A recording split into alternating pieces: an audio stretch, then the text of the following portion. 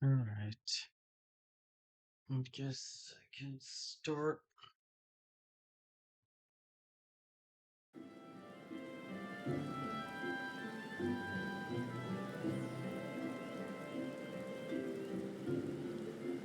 Alright, so where do I have to go for this quest? Same place as always.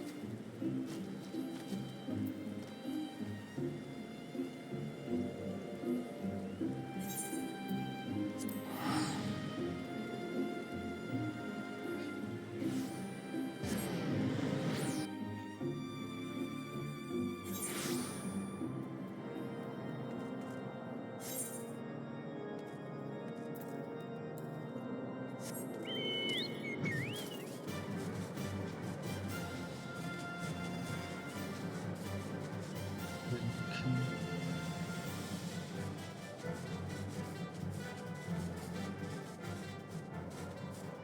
Hold on.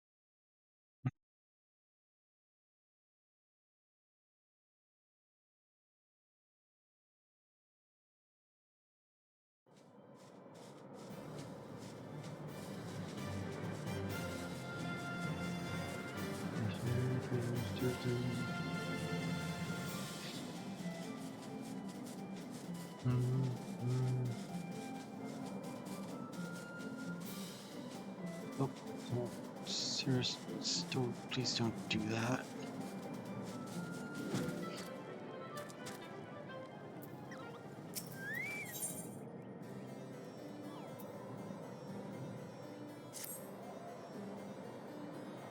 Hot Delta, please me to tell you that without the score means that we are trying to safely transport to Kugani. I've reached agreement with the owner establishment of the area. I believe his name is Bokazen Hot Springs. Converse with him once you arrive in Kugani, and he shall tell you of Ornka's whereabouts. I took liberty of making the little one aware of a few local legends. Hopefully, they shall aid you in your search for Fawn.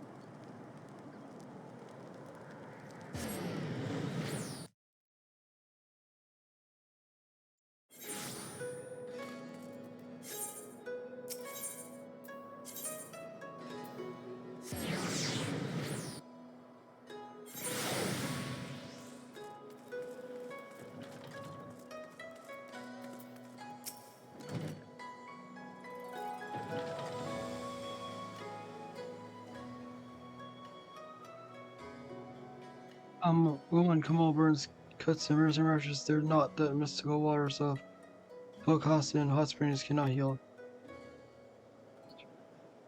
Here's Caesar news Delta Lana. Well, I packaged your rifles for you. I'll shuffle it right this instant.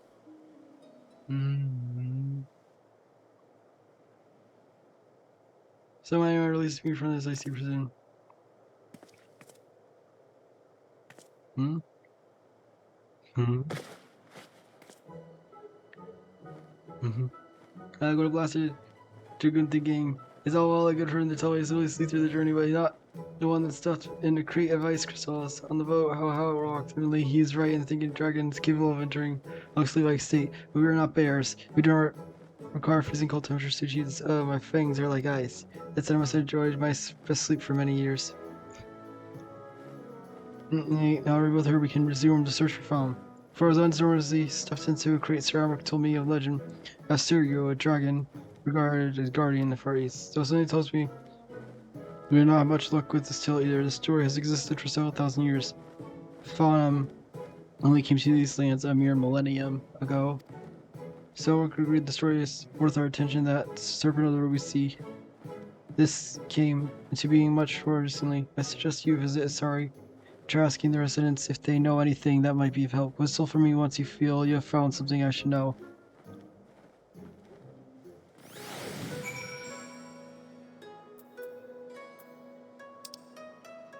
Mm-hmm.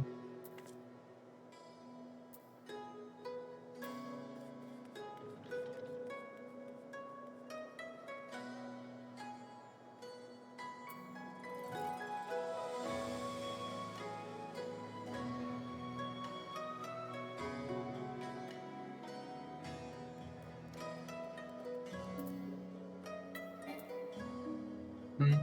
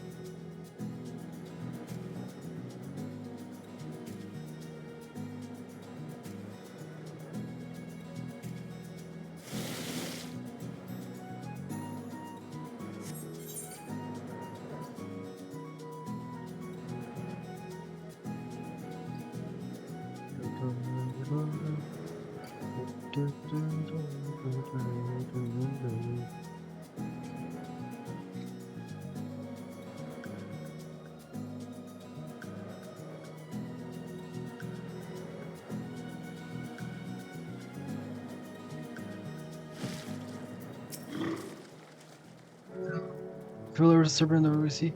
You'll struggle to find someone here that's not. Not a day much show to pass without my grandmother tell me the fairy tale. These days, hearing the opening lines alone puts me to sleep in an instant. All the children of the deer swim out into the deep blue sea are sure to become the sea serpent's sea. Oh, I nearly fell asleep there. I imagine that's all anyone my age will be able to tell you. Try asking the elderly woman over there if you want to know more.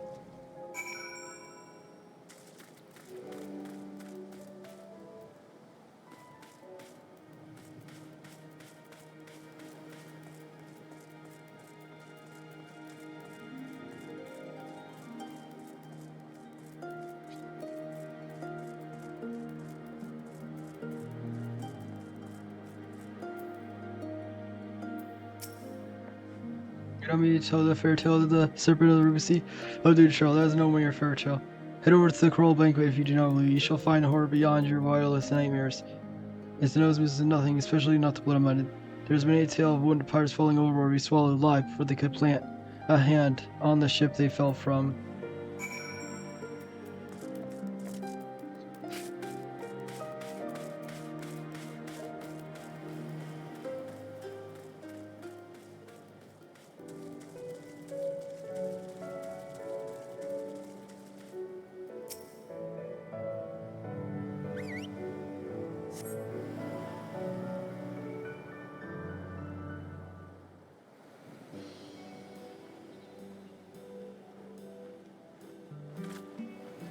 Does this seem like the serpent could be from?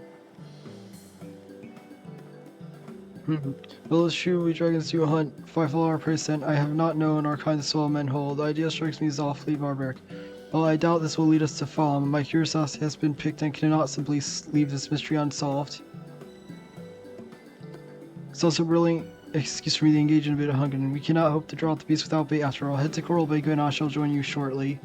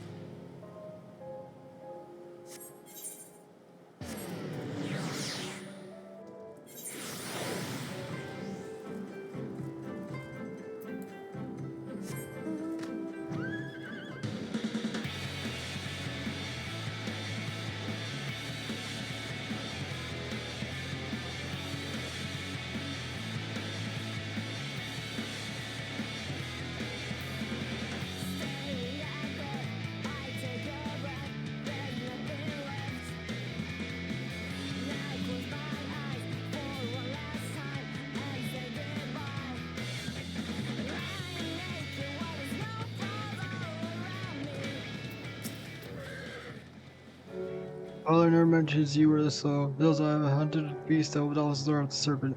I still arrived here long before you. I shall go ahead and hurl the bloody meat to see prey. Deal with any hungry creatures that are drawn to us.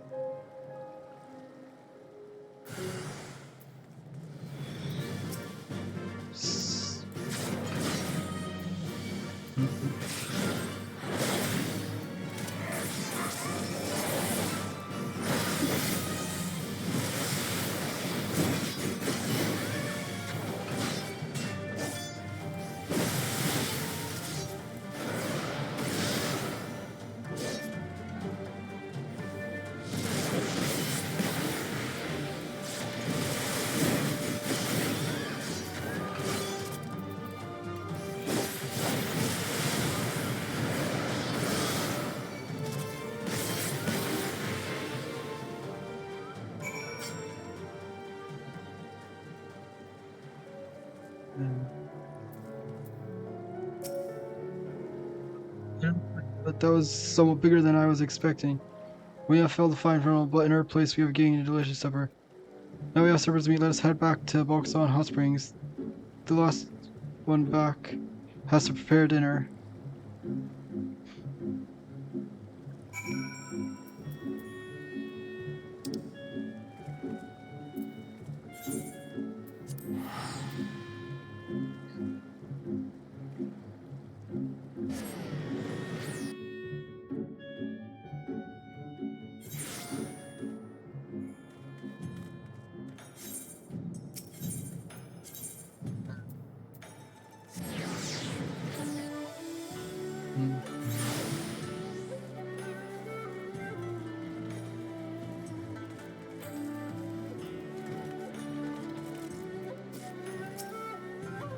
See return, I must confess I was able to resist the signal call and before I devoured vast major sport. Please do help yourself more so much. I set leftovers to create.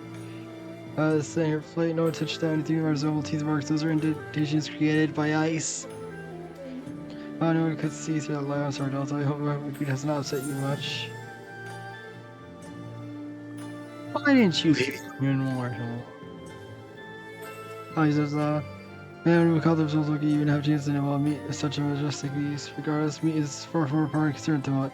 I'm gonna wonder if today we'll find Falm how I'll ever come. But I must not allow myself to lose heart so easily. There's still plenty of legends for us to look into. I hope it's far from lost. Pray continue to grant me your support, Delta.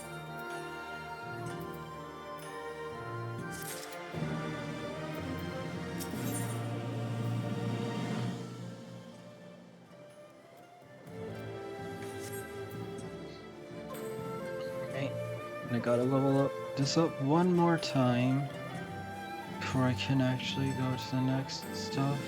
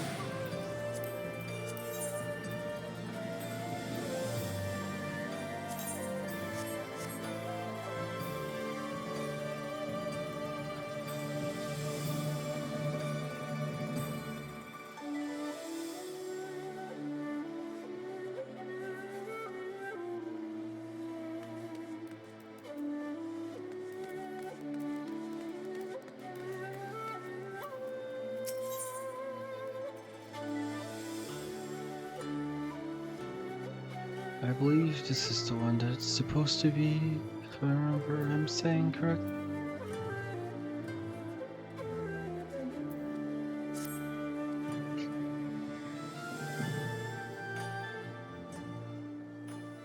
Welcome, my lady. There's a young lady here who would speak with you.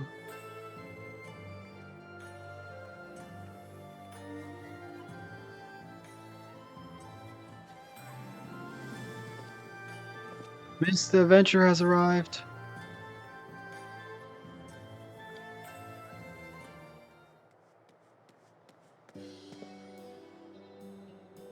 Here it is, delivered both Doma and all amigo in the flesh. I am Lena Merrill, correspondent for the Raven. You may recognize me from my essay on the secret lives of the homunculi.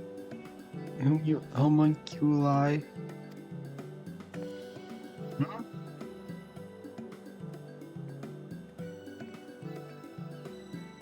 Is there a problem?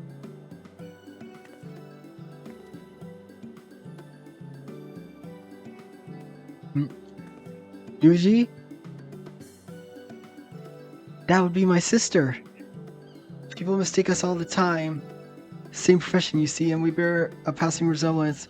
When last I heard, she was still assigned to the botanist guild in Gardinia, poor thing. But enough small talk. It's not for nothing that I've been standing here since yesterday morning on the off chance he'd pass by.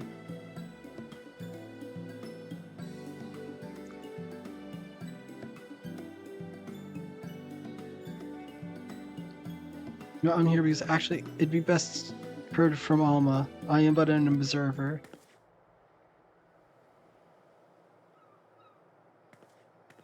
Alma, come, I found her.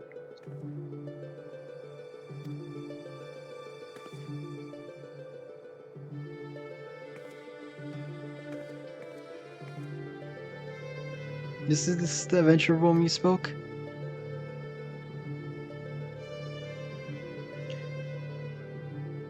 Indeed it is.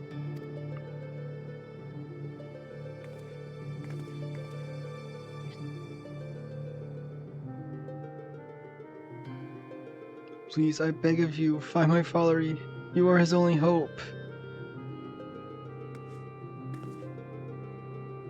It's alright, Alma. For attracting unwanted attention, may I suggest a change of venue? We'll let you before the Prima Vista. The theater barge has a barge and a berth at the airship landing.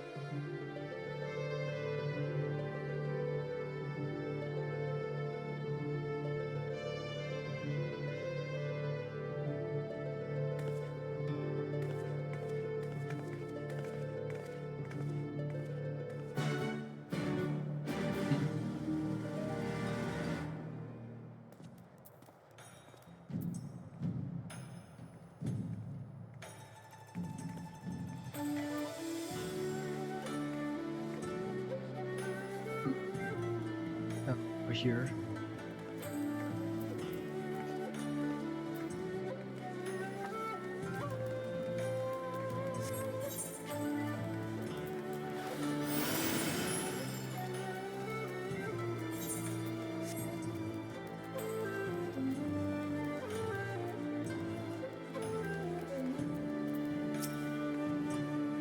Or things better continue your conversation in the privacy of the young lady's barge. It's not that I don't trust anyone here, it's simply that I don't trust anyone here.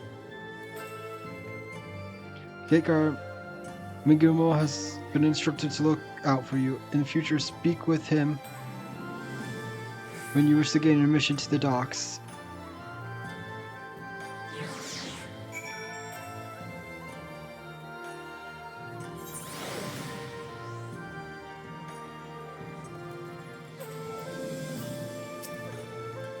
Thank you for coming, Delta. You're probably wondering why I summoned you to an airship and Garly and one of that, so allow me to explain on the shuttle.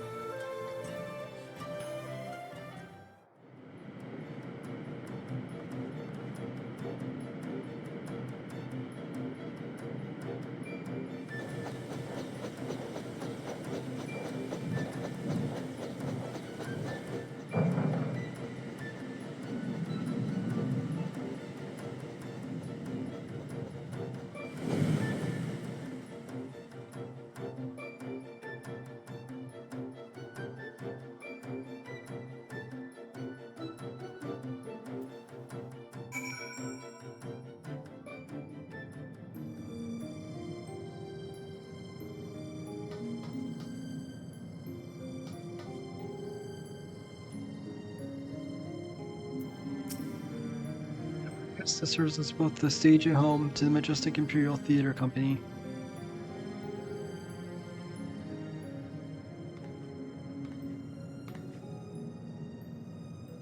You can keep track of the jerk in your drawers. No one here is a member of the Imperial Army, nor are there any spies within the trope. At least, no known spies.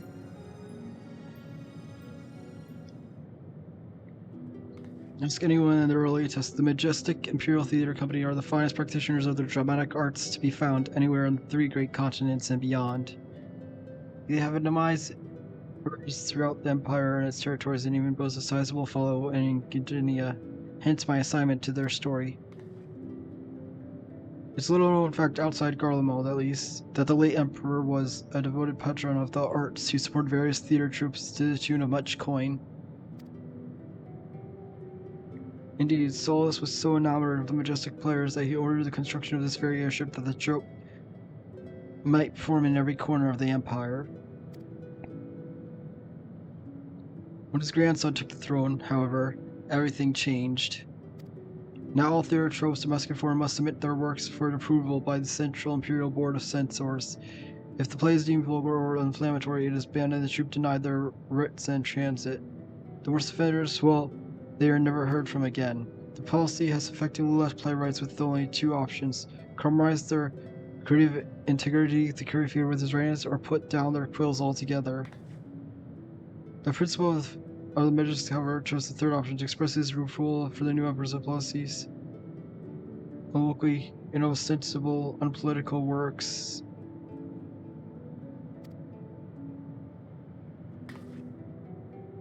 Right, forgive my earlier outburst. I am Almabus Lexentel, daughter of Principal Genomos Sen Lexental.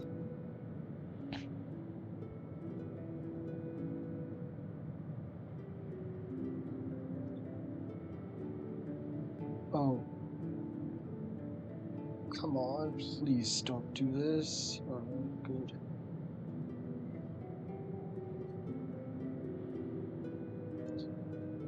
Our surface is an innocent retelling of well-known Garlean fairy tale, hardly worthy of censor's attention, but beneath it is something quite different. The fact that censors failed to spot when they approved the manuscript.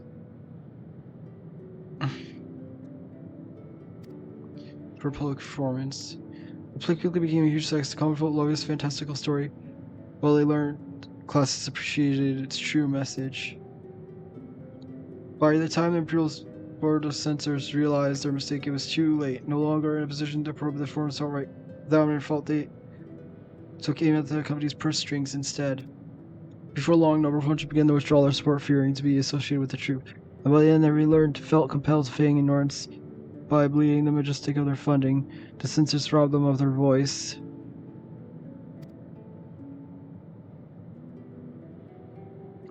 And none of this has made it any clearer as to why we're here, right? Allow me, Lena. Sid?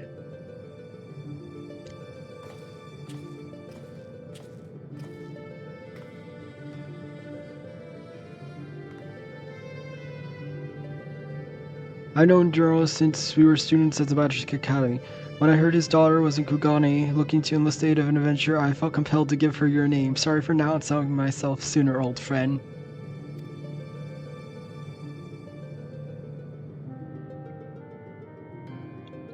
Juros and I were from different roles, but that only served to fuel our friendship. Many were nights we would prattle on in the wee small hours, for plagons and Peterdale, numbering wines, and other naviologies, yet none mattered where our conversations began. It would inevitably end with me telling me how he was going to change the Empire from the inside out. The troupe was his path to the people's hearts. Even after I forced him from his home, Juros never gave up hope that his work might change the world.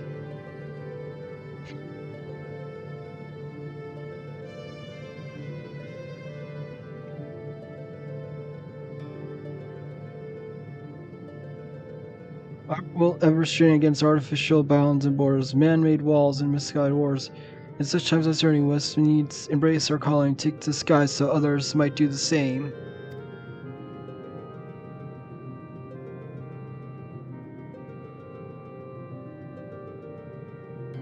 I'm sure I say rather poorly, I concede, is that not all Garleans are hewn from the same stone. Just as there are those who pledge their lives to the Empire and would never think question the authority of its leaders, there are those like Alma's father and myself who His love for the country does not blind them to its flaws. Still, try selling a sack of sunflower in Alamigo or a doman who has watched his family consumed in the flames of a magic creeper.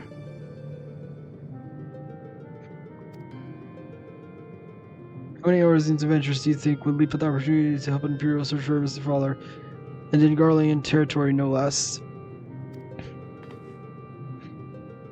But you are different. You have seen enough to know the line between good and evil is not defined by race, color, or creed, so what say you?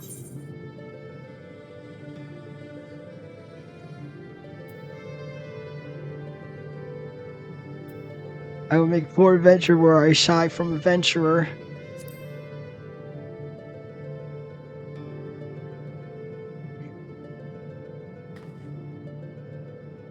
Indeed.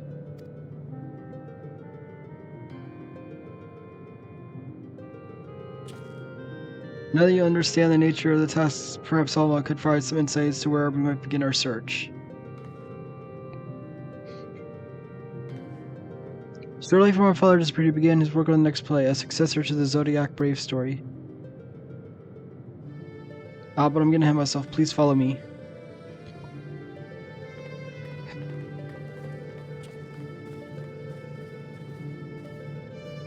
Oh, come on.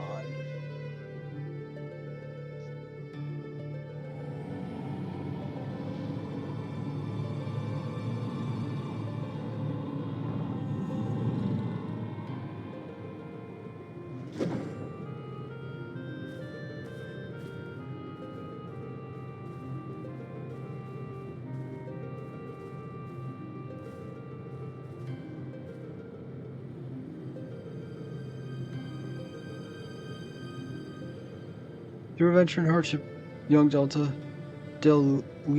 a boy of common blood, becomes a hero. Culminating the birth of the mythical kingdom of Ivalis. That's where the story ends. There are no records of anything that follows. Was Principal Jerome simply going to invent something? My father believed that he had discovered evidence of a second hero, once whose efforts weren't largely unnoticed. Without Wom, Delita would never have risen to his throne. He was the next who wanted to tell the true Zodiac Brave story.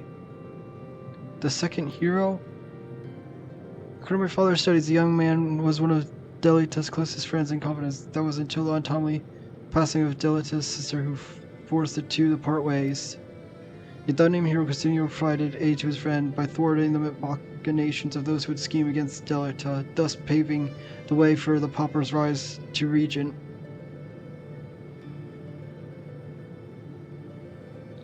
You must forgive me, but I've never heard anyone make such claims. How exactly did your father come by this information? That is a long story. One which begins and ends with journalists becoming lost in the very legend he sought to lay bare. Even as far back as our academy days, our Ivalis had journals fairly grasped. He flatly refused to believe the story was just a fairy tale. And so when he finally driven out of Garlemald, it was only natural that he would choose this of all places as his refuge, was it not, Alma? That is correct, Master Garland.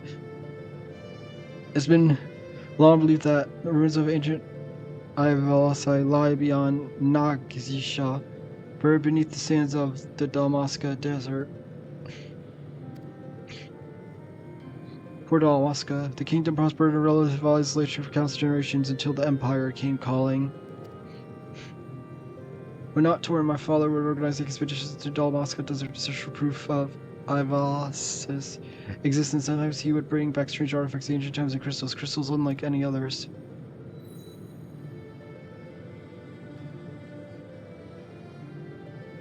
My father called it Osirite, Auracite, and claimed they were vital to proving his theories. This is one such crystal. By the 12, it's magnificent. Ivalis tells of crystal bequeathed by the gods onto those who would be kings. It was during the quest to gather Osirite that young Delitia rises to prominence. I was ever heard a tale 1,000 times from my nursemaid, but that is all it ever was, a tale. My father often tells us how Osirite spoke to him, At the time, as we assumed he was speaking figuratively, the stone's beauty roused his muse. But then he began to act strangely. How so?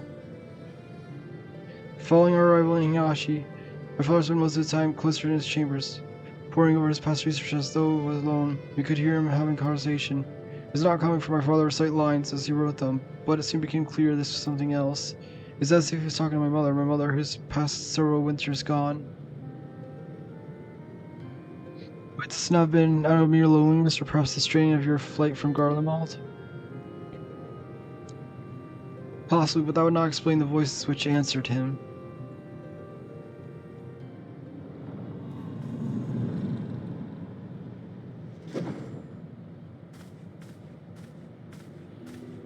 Oh, who are these people? I told you I did not require any help finding father, especially from outsiders. So good of you to join us, Ramazal. Allow me to introduce. Enough, Master Sid. We may shun by empire, but we are still Garleans, and we have our pride. Unlike some, it seems, we require neither the aid nor the piety of foreign rabble. Have you forgotten where you are, brother? It is we who are foreign rabble. This land and its customs are all unknown to us. We would be fools to conduct our search without a proven guide. Your sister is right, Ramza. As for my good friend here, you must trust his ill-placed. I will personally vouch for her character. In all the time I've known her, she has never once let anything as significant as race or creed or color her judgment. You're lucky to have her. What we would have you, Master Golan. Why do you refuse us? You know why. Until this affair with Omega is resolved, my hands are tied. It pains me to refuse you and your sister, but it pains me far more to leave Jarmus to his fate. I'm sorry. You know, apologies. I let my emotions get better. After what happened in Rabana Street, it may be time to admit we are out of our depth. My brother's last expedition met with tragedy in the ruins of Capital City. He barely escaped with his life. The Empire turned Raban Street into a death trap. You were a fool to set foot without proper escort. I realize it now, Master Roland, but at the time I saw an opportunity to rescue your father and took it. Whatever led you to believe your father was in Dalmasca capital?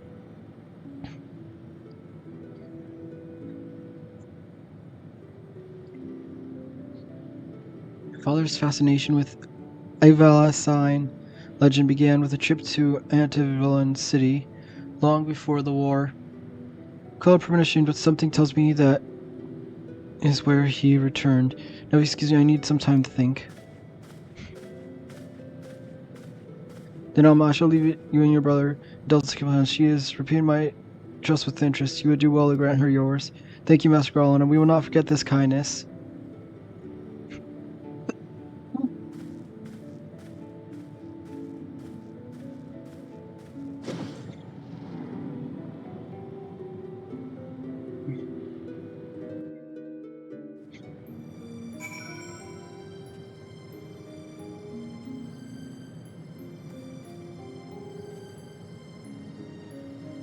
I'm gonna be right back. I just run to the bathroom.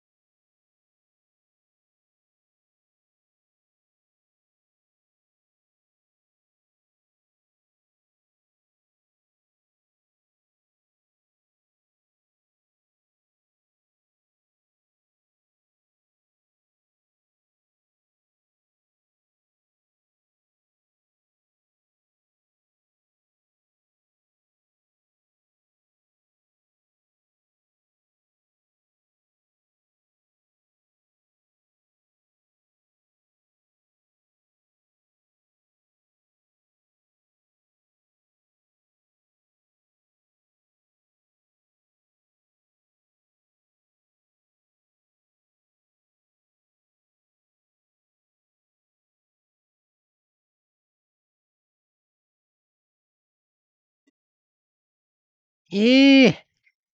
Hi, Tygo.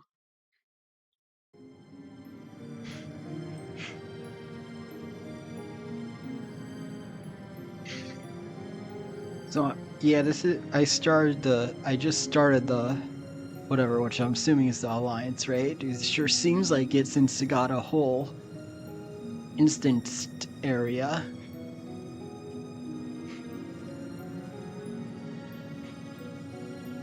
Oh, I did the Dragoon quest though before I did this because I couldn't do it. Also got Dragoon to level 67 earlier today. And then same with getting Bard and Dancer to 68.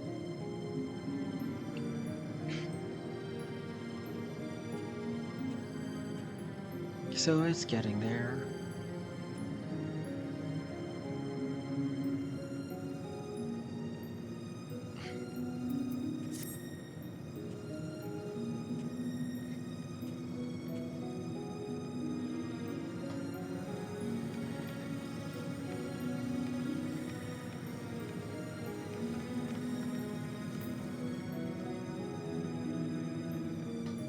Alright.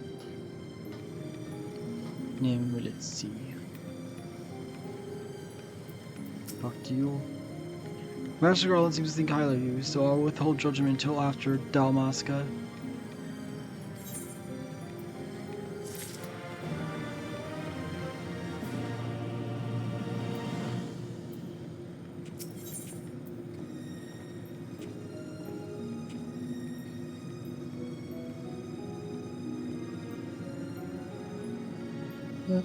Why is this just called Protagonist's Theme?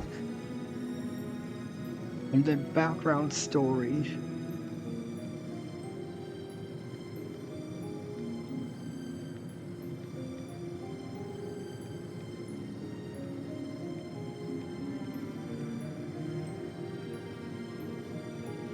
Protagonist as in the Warrior of Light, or is that supposed to be a reference to something else?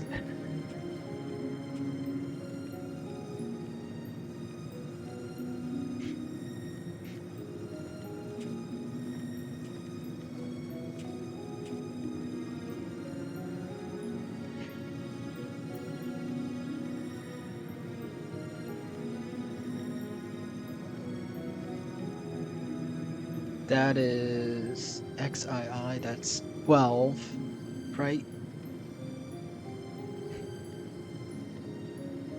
That would be 12, I believe, right?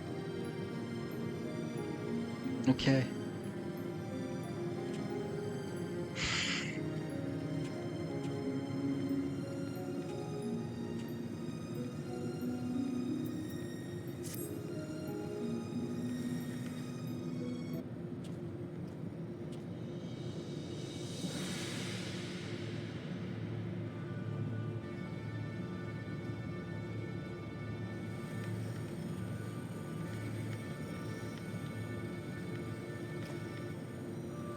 Dalmasca is nestled in a foreign corner of the Empire's outermost territories.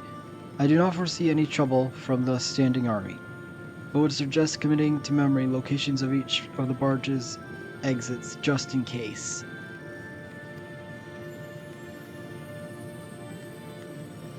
As for the flight itself, the currents above Dalmasca are as wild as the land below. You may want to hold on.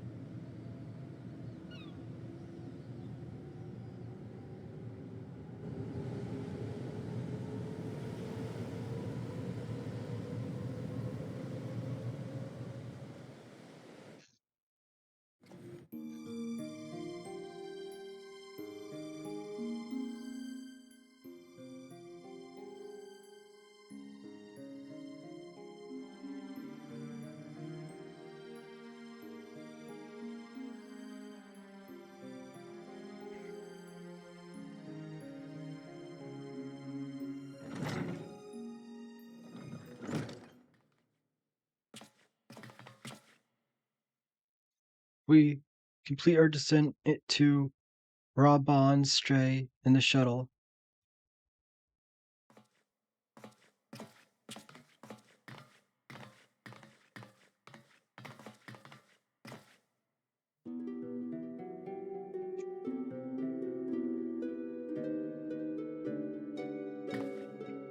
Ramza, I thought I made myself clear, Alma. The capital is simply too dangerous. Father would never forgive me if I were to lose you trying to rescue him.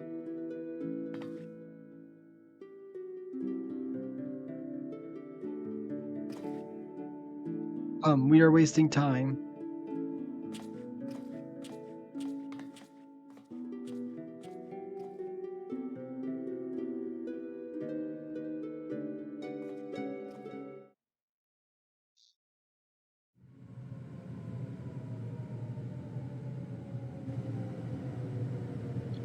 The royal city of Rambast.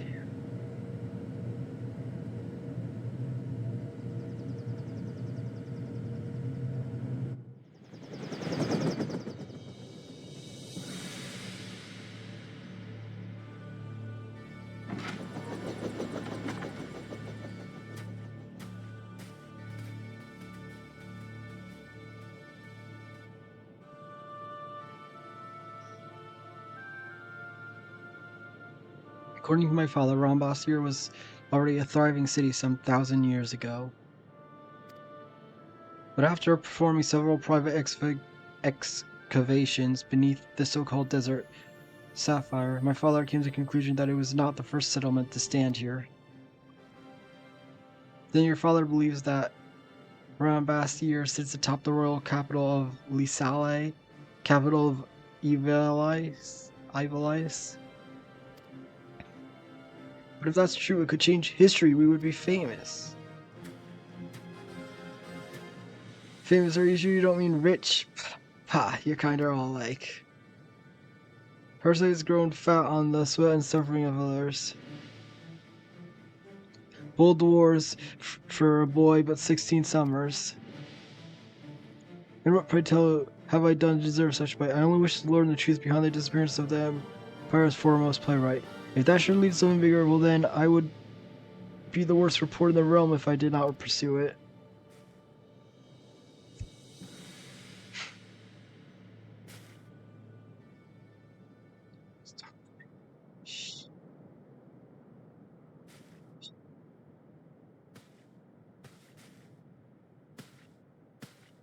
Yes, we can argue about this now.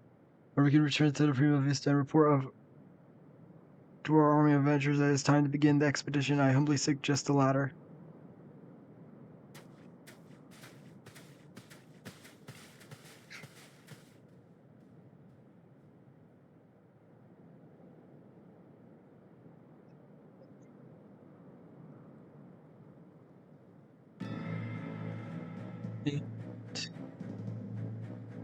You see, it is as I said, brother. Let them come to us. Should we kill them now? No, this time is not right. When has that stopped us before? Fool, do you see that one? Slayer of gods, they call her. Warrior of light.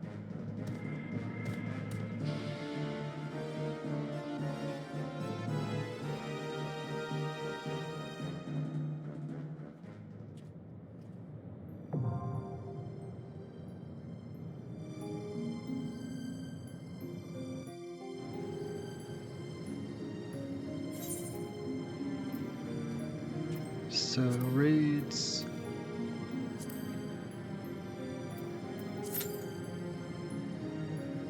Okay.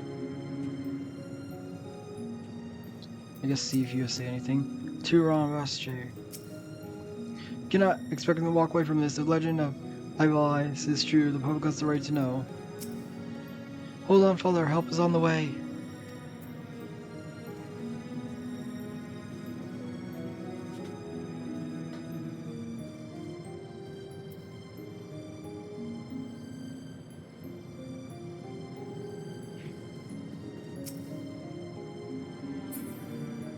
Oh wow, this is filling up fast. We already got a tank and 2 healers.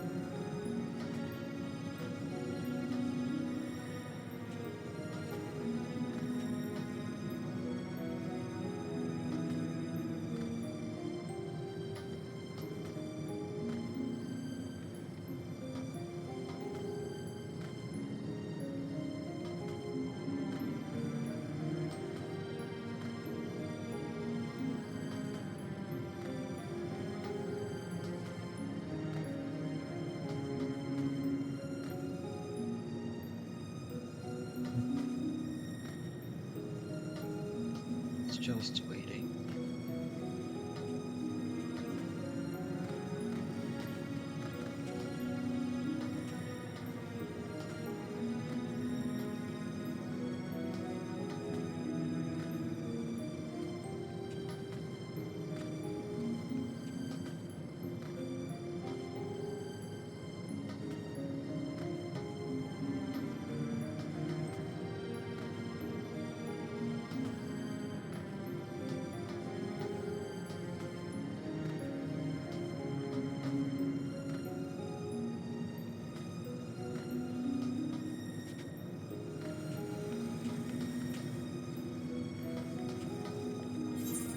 I suppose check, is there any that I want to set? I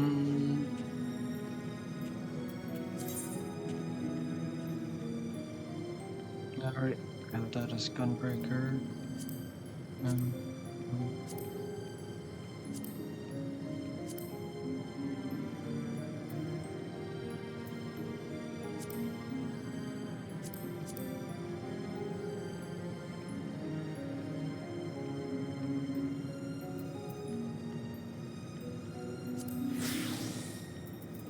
yeah, do this and then link.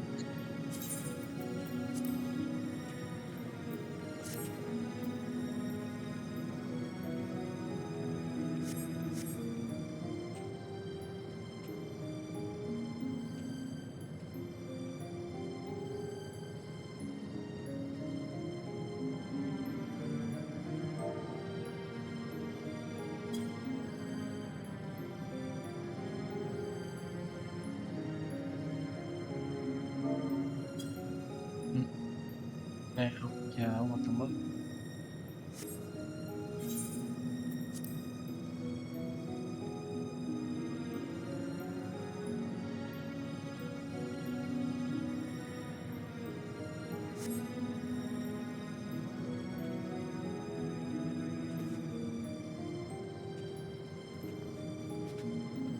It's just waiting until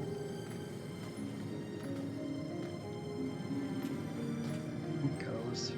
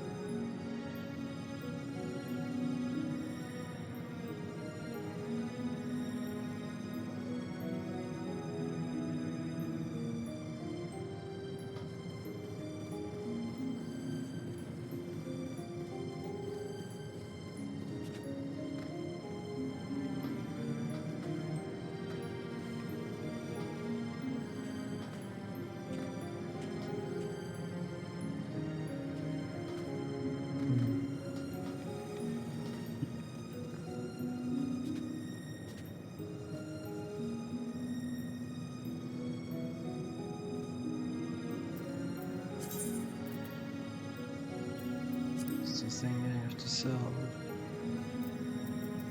Then it's just keeping them till I can put them away till the full set replaced. Since I'm actually using pieces as my actual arm. There.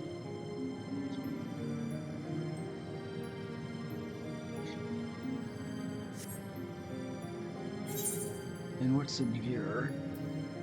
Just a bunch of materials, and then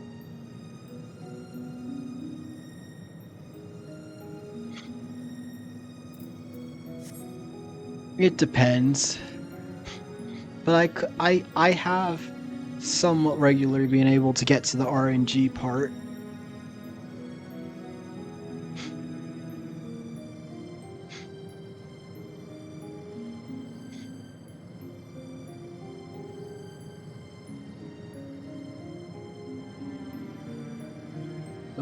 Though in the past couple times I've done it, I've done quite bad. Like worse than I usually do. I know the last couple times that I remember I did quite bad, but I also wasn't paying as much attention as I should have. But normally, if I am fully paying attention, then yeah, I can usually get to the RNG part regularly. Then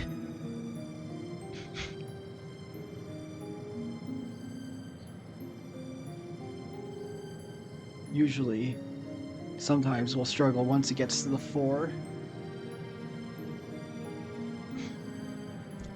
I'm assuming you're talking about the bamboo pillars.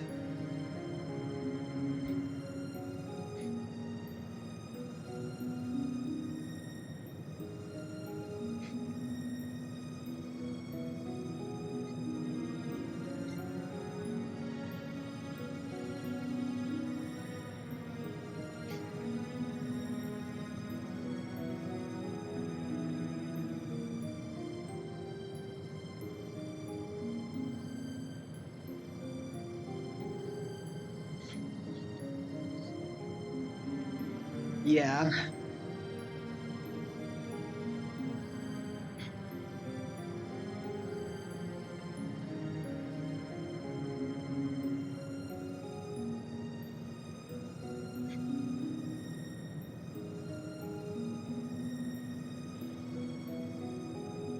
Basically,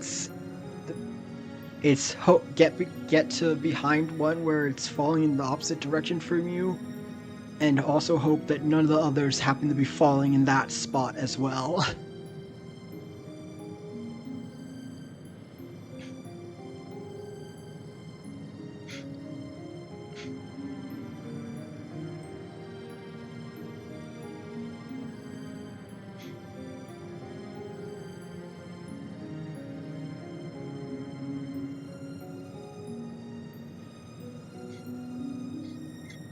Because that's basically how I do it. Once it gets to 4, is I look at them, look for one that's falling in a single direction, and then try and look as fast as I can at the others, and try and see to make sure none of them are falling towards it, and then go near the one that's falling in a single direction.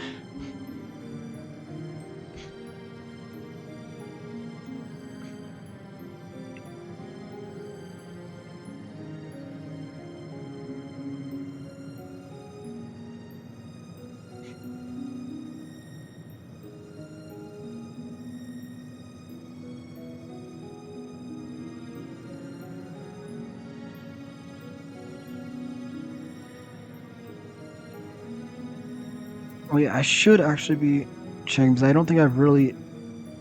So this... Okay, so Hypercharge, that literally allows me to use this right away. Flamethrower... That's basically locks you in place. So, okay, so basically... So that's a lock me in place one. And then it deactivates once I move. This is literally just like feint.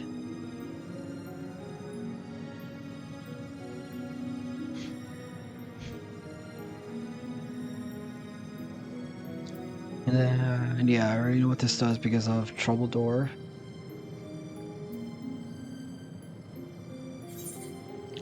I'm assuming the turret, yeah, the turret does get upgraded.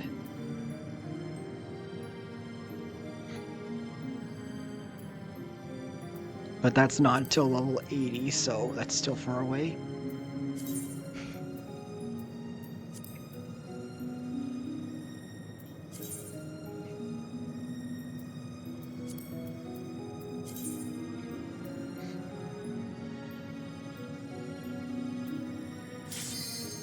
Oh.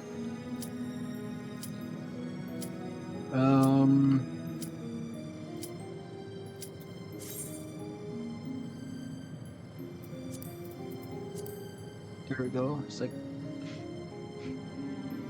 why can I close that?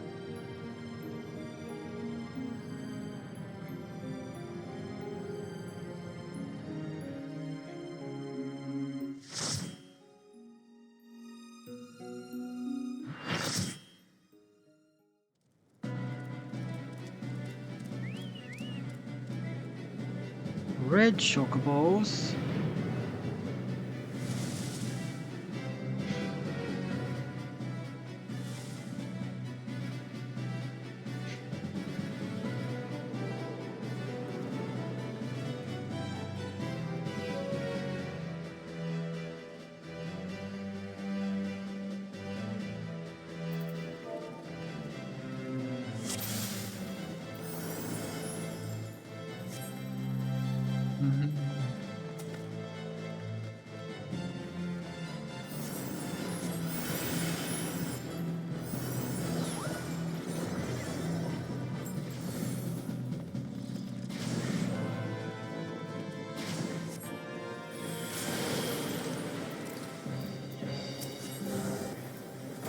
Sure you will.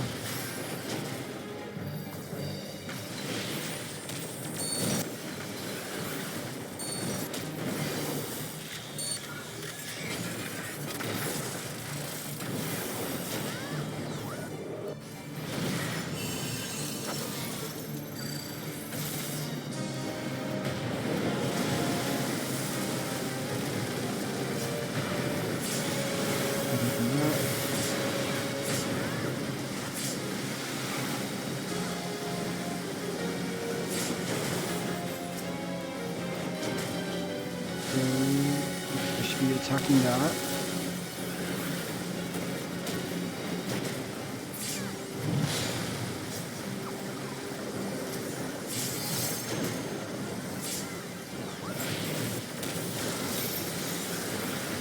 Okay, thanks, person.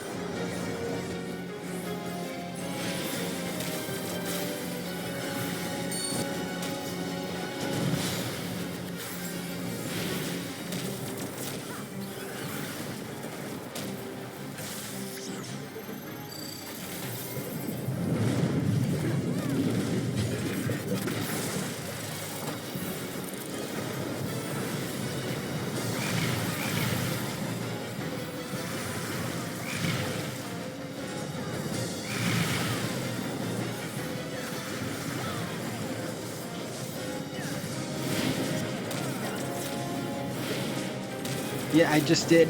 It's all. Yeah, I don't have any status thing above me.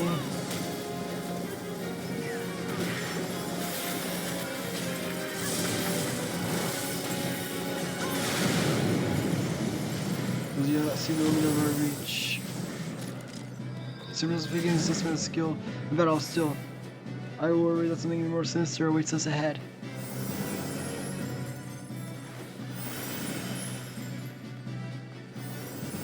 Seek bandits appears the border creatures are here. Well, you aren't supposed to be here.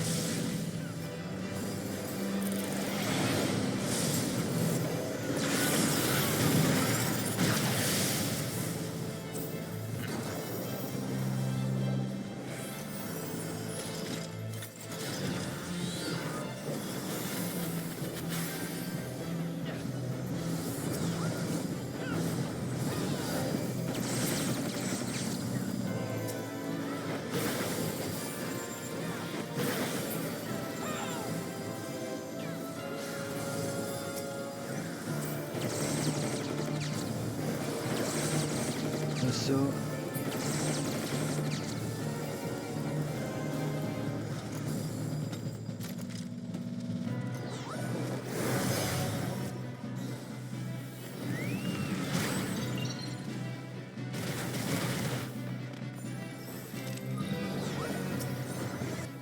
yep.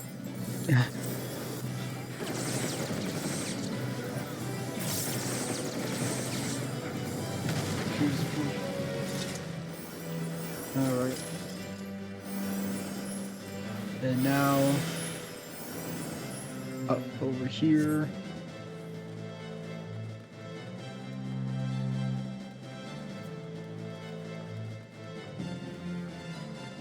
And there's just others.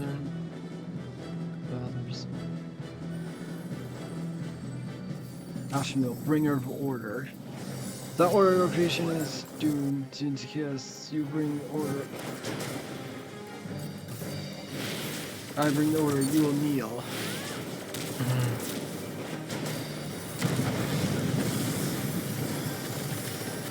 I'm assuming get out of those giant red circles.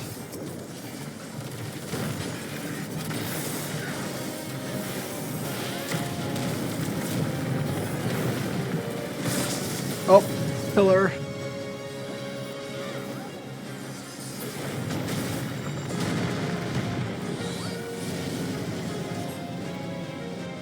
Follow where everyone else is. If I see people running to a spot, remember, run with them.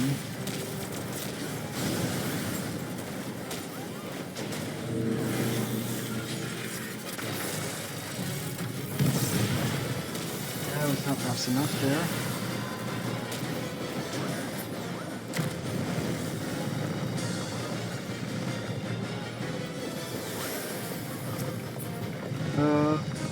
Over here.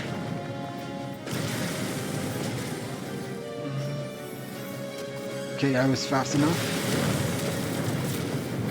Get out of that.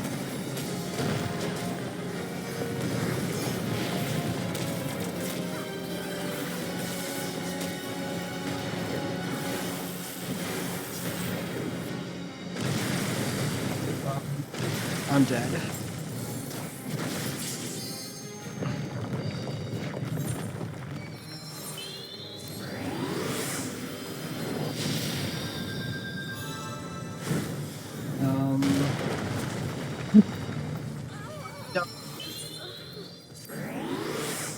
It happened literally right as the invulnerability wore off, so I couldn't do anything.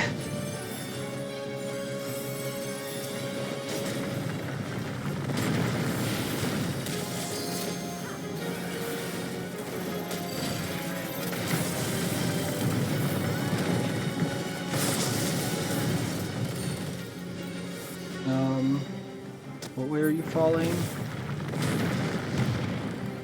There. Everyone's over here.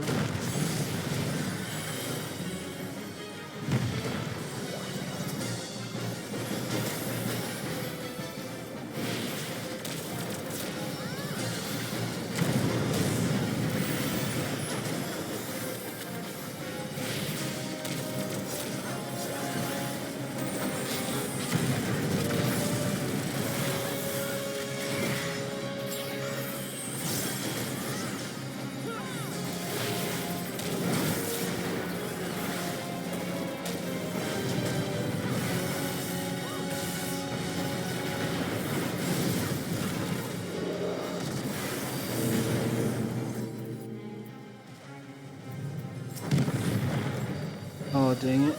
I was not... Oh, well. It's dead.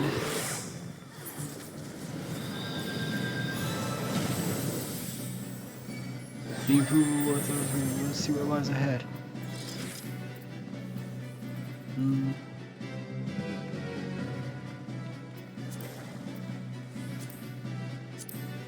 What does this look like?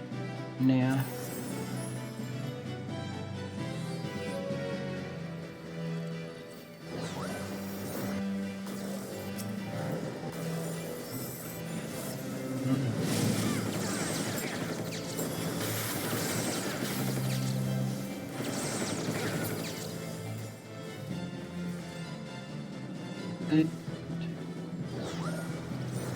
Of course, these things come.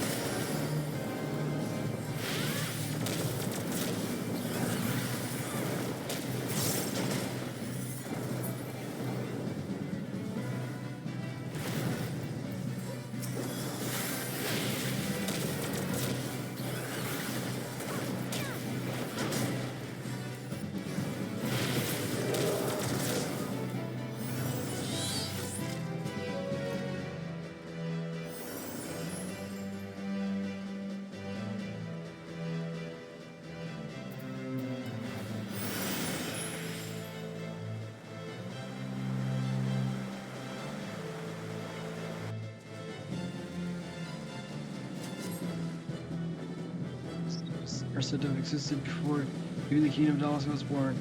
As the city grows, channels are widened and new outlets dug. I would venture that some of the pools are so deep no one alive has seen their bottoms.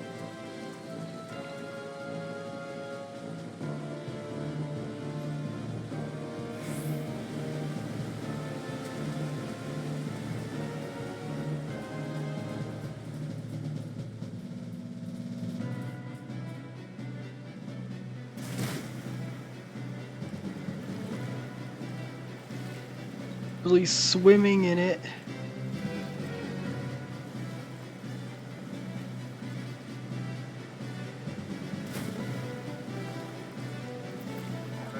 Yeah, I already went through those.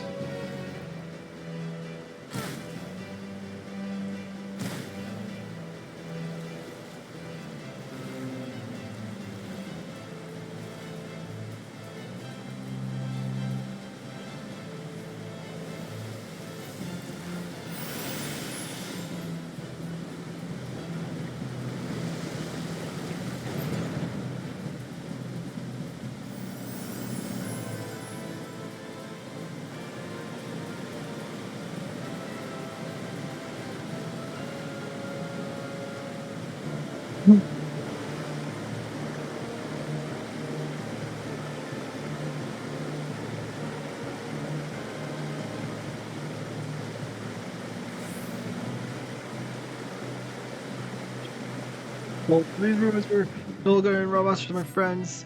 This is, let's say, of events of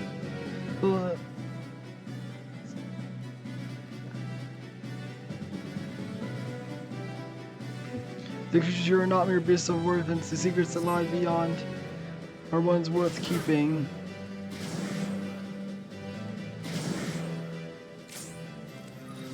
Echo army marchers on roll, folks, to say.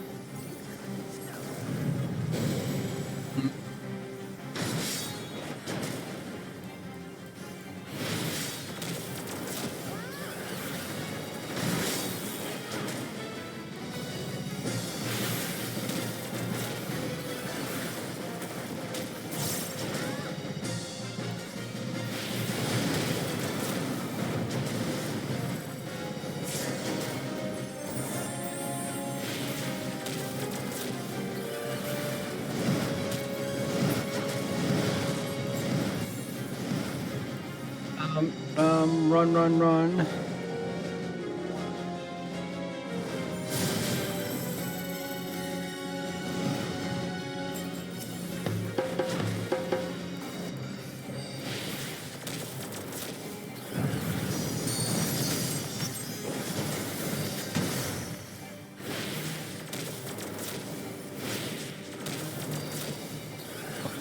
Bunch of the people on Lions chat said time for mechanic.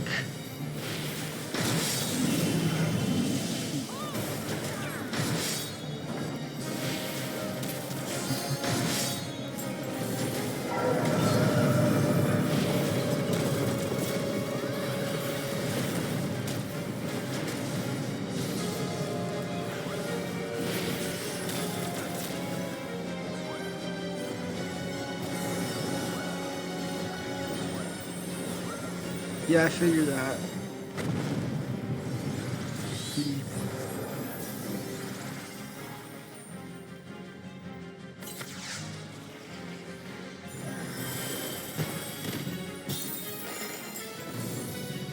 Upright, there's a possibility, I know shoot fear. And I was not able to move fast enough.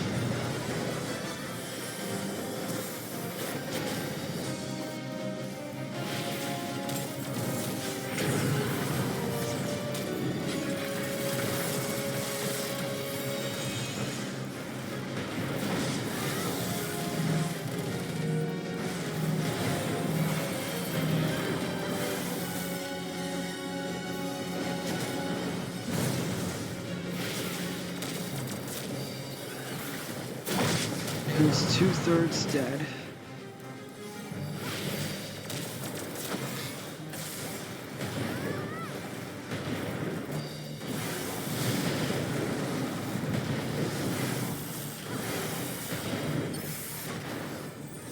Think I was fast enough?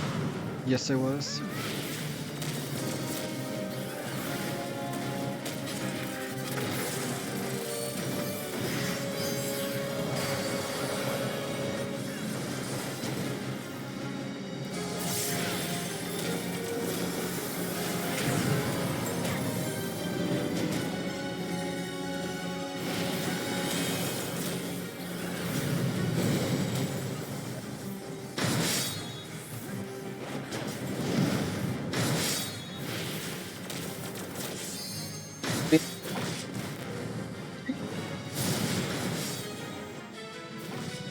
Try that.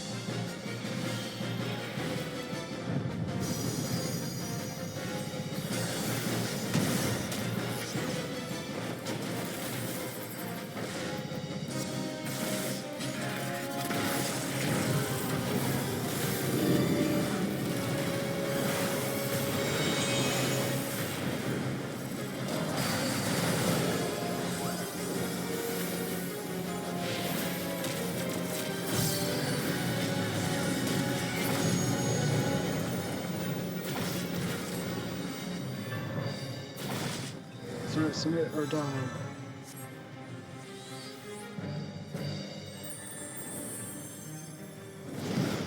Light binds.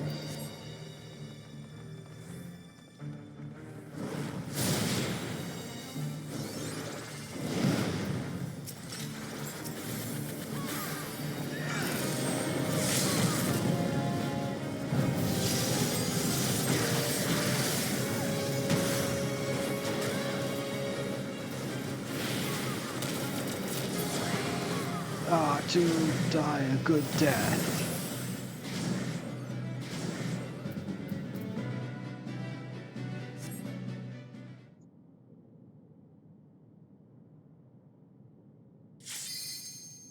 The area feels wrong. Can't you sense it? Death awaits us in your shimmer.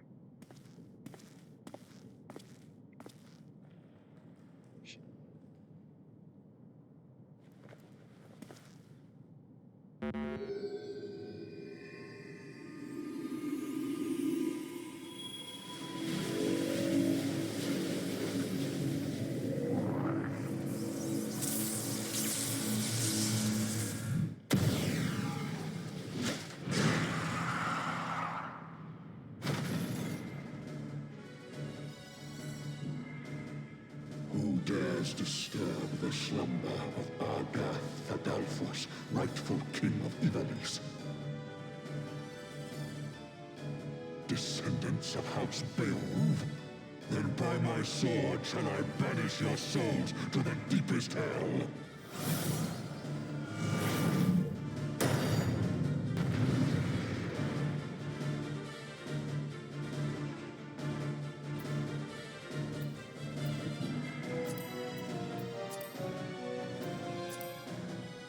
On that, and then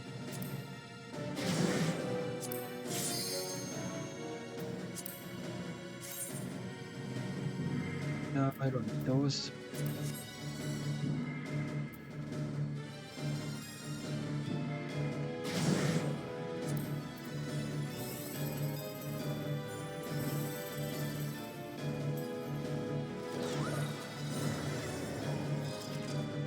It is to be a fight then. I am only too happy to oblige. Okay, good. It's all one piece, so I don't have to worry about having to read it.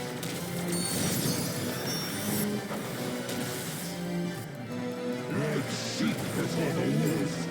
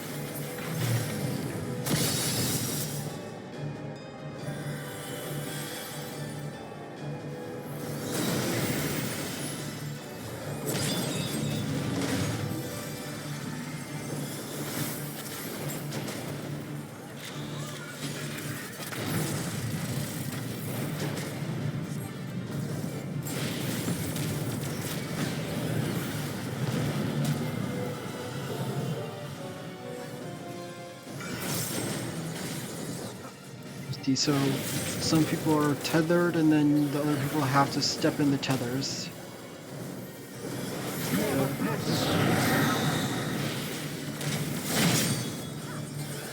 Does it grieve you to see the depths of your own weakness laid bare? Maggots!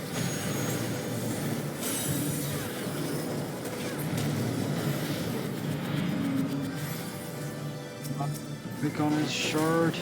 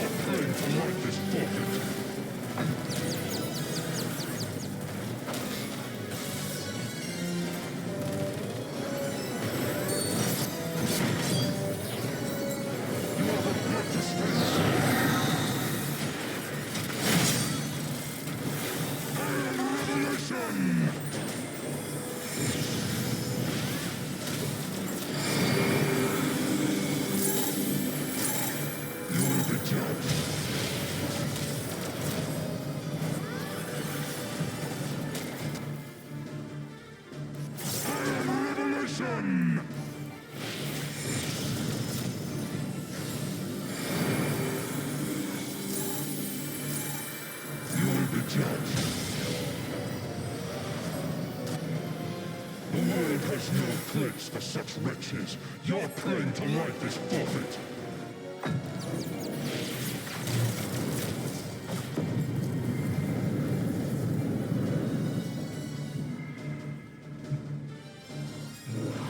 It's spinny. Thanks, person.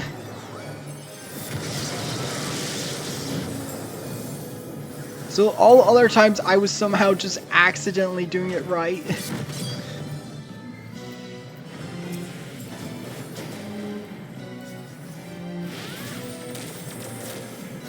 Because I don't recall seeing getting no penalties except for this.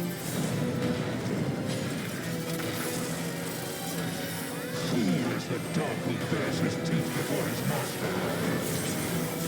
The gods have no eyes for tackle.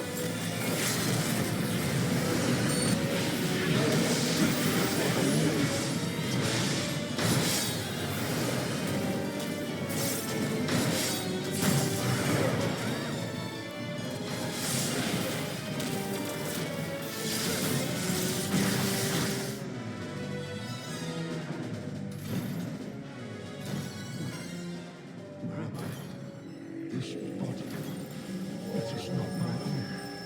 Oh gods, what have I done? Save me! Ramza! Save me!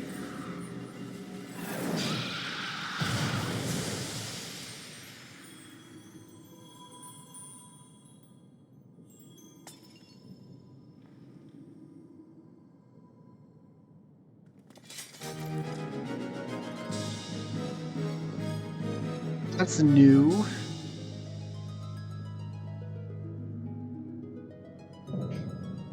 The real suit of Rambastier complete.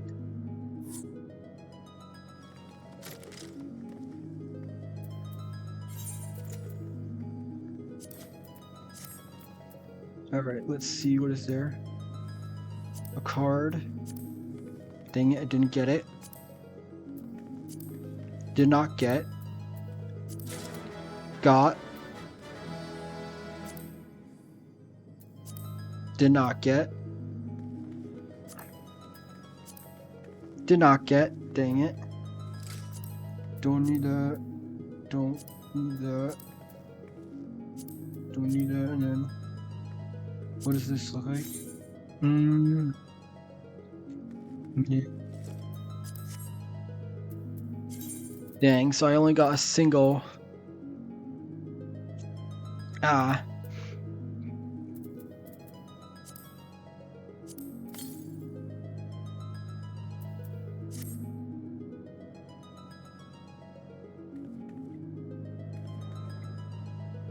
Then another last one. This view could be high balance.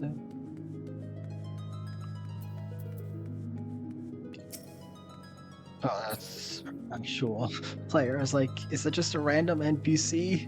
No, it's a player.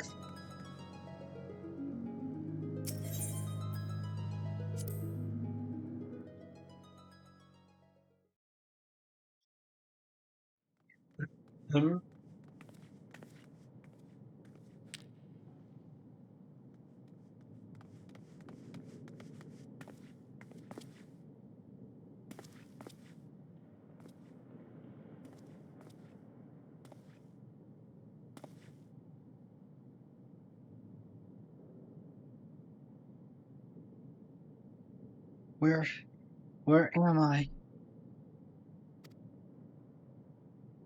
Father! Ramza and the Warrior of Light, yes, I know you. But that you should come to my rescue, words fail me. A poor playwright I must seem.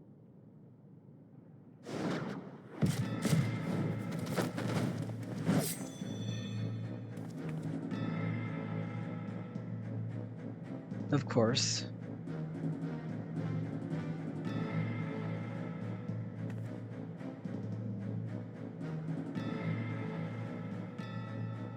The term you're looking for is thank you, upon which note I, Bog, and Bounty Hunter do humbly thank you, Warrior Light, for delivering me this fine gift. Now hand over the Arthurite unless you wish to see dearest sands turn red, and be quick. Gidu Q does not have the steadiest of hands. That one, she will bring it to me. I have a gun.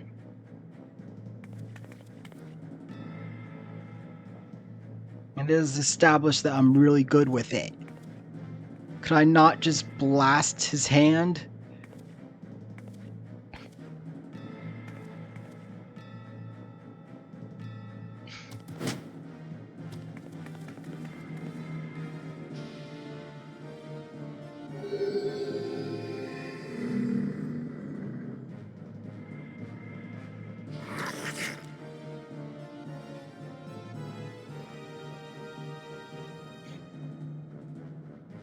Yes, this is it.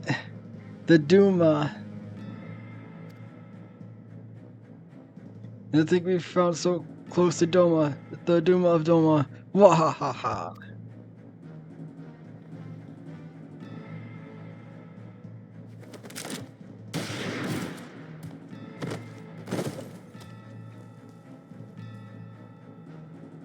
Enough, Wagi. We now have our guests think us underbred. Yeah, we want you, thing leaders. Now unhand him. Of course. Waga's always true his words. I will be keeping this, though.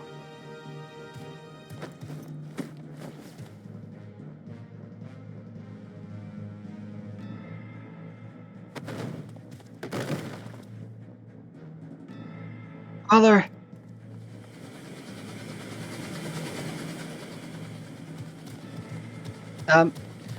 You only yourselves to blame, but if you're just like thought, you could always blame the gods, not that they're listening. Wahahaha. Get up, fool, we're leaving.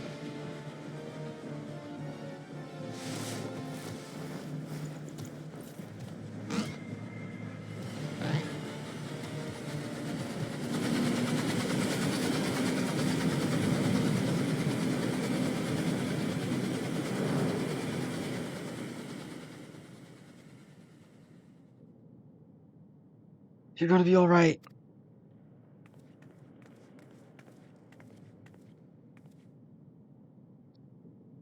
We cannot see your father's herds here come. We must get him back to the Prima Vista.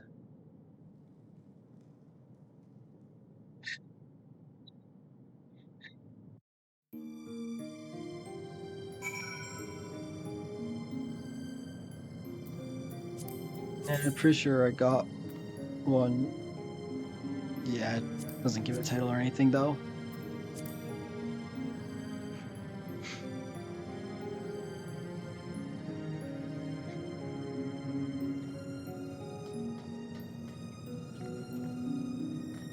That's another thing I could look into.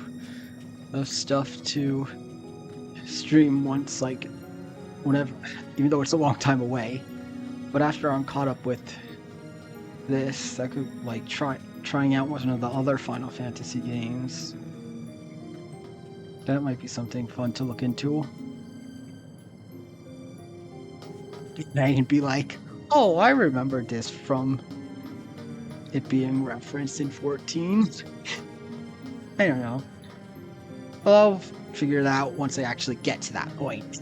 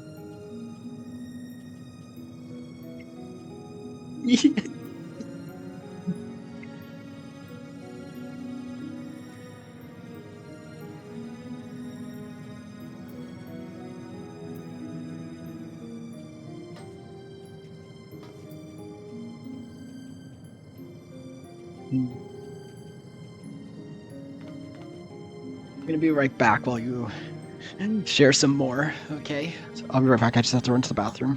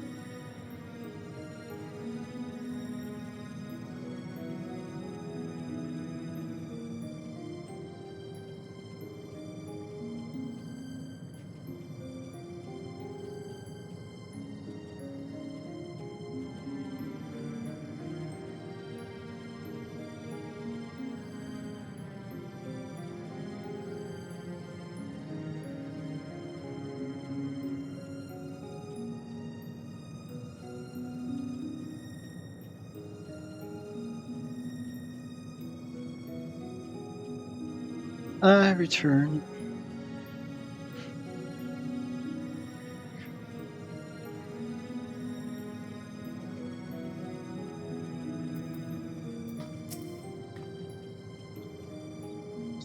He's deep in slumber, but his breathing is steady and his fever has subsided. For now, all we can do is wait. I sent word to Sid. I hope you don't mind.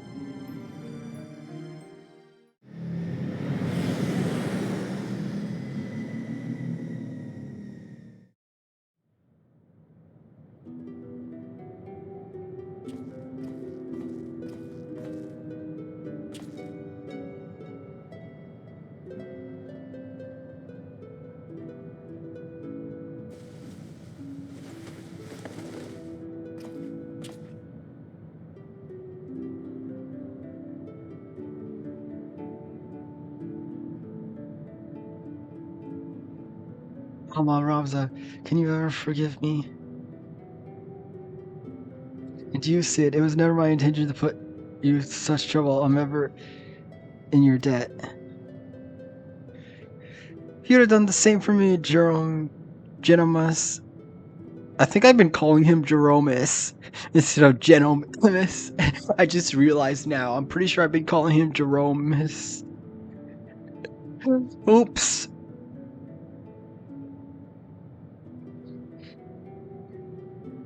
Besides, it was Delta here who went to all the trouble. If anyone deserves your thanks, it's her.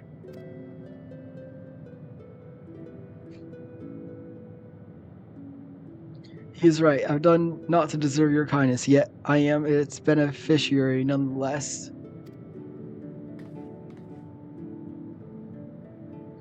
I was wondering how this was going to keep going. So I guess we're going to be chasing after those creatures, whatever they were.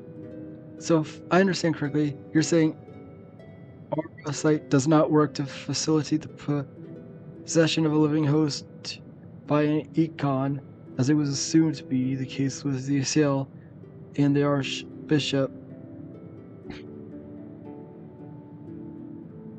Rather absorbs the host's ether, its very soul, and somehow transforms it before returning it to the host's body. If that's the case, our Charlian allies will need to be informed immediately. But I suppose the real question here, did you find what you came looking for?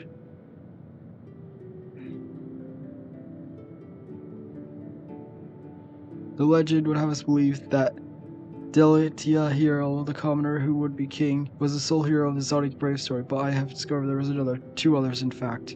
Siblings whose roles faded from subsequent retellings of the story, a brother and sister by the names of Ramza and Alma. Then, to prepare for the assignment, I poured over established Polish work in Ivalis and legend that lay in my hands, and nowhere did I find any mention of these siblings.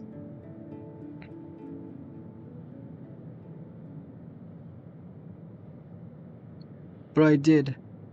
I uncovered feudal lores that Delita had a close companion named Ramza who aided him in his rise to power. That in turn led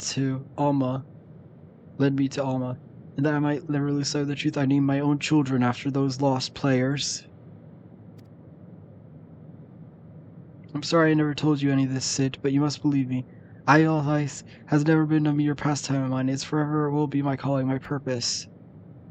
My family's purpose. Go on.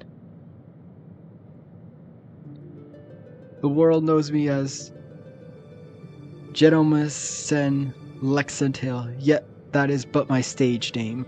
My true name is Arazlam Durai. Countless generations past, it was my ancestors who penned the Durai papers, an account of Eyes and the War of the Lions that details what truly occurred during the turbulent era.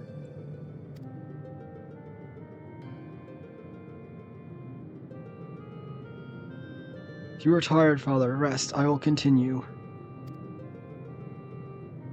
Long ago, an orphan by the name of Orandurai crossed paths with both Ramza and Delitia. After Delitia's rise to power, Oran found himself in service of the pauper become king.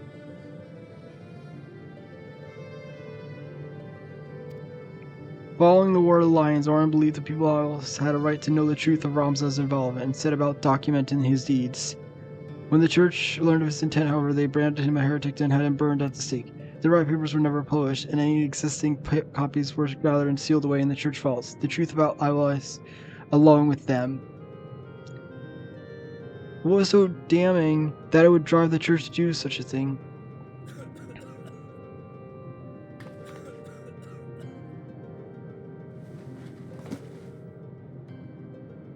The answer to the question can be found in this book, the only surviving transcript my ancestors' chronicle, copied from an early draft and passed down for untold generations. With this, my father and I plan to reveal the truth and restore honor to my family name.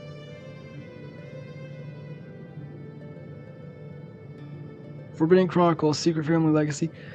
Not that I doubt you, gentlemen, but how do you expect to convince people of all this when well nigh every soul in the realm believe Isles to be nothing but a bedtime story?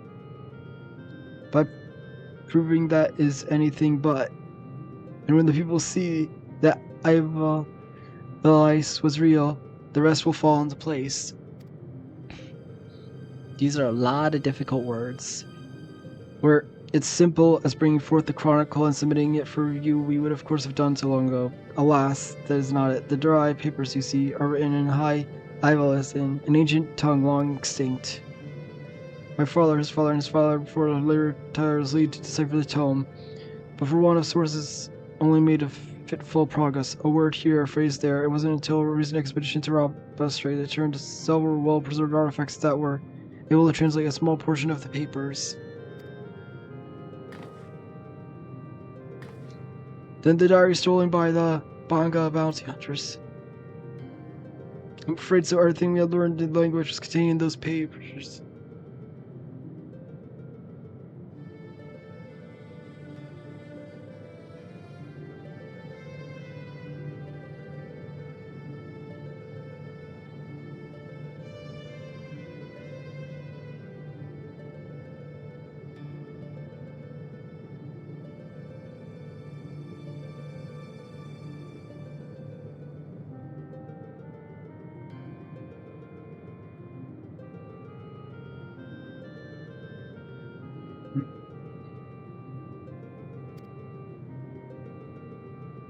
Then we're back to where we started.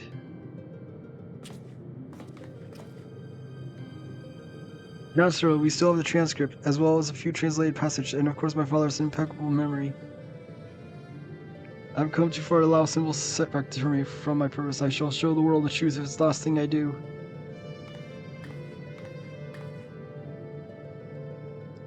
It is as Mr. Garland said, he is a man of sense, and I fear Isles' grip on him will only grow tighter. Father was fortunate enough to escape Roma Street with his life, and already he speaks of continuing the quest. Promise you'll keep him safe, please.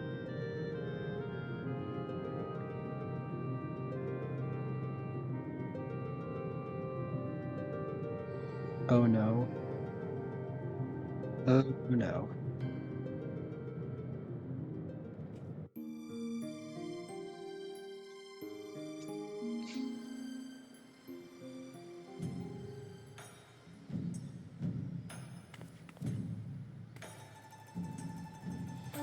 I'm sorry, what?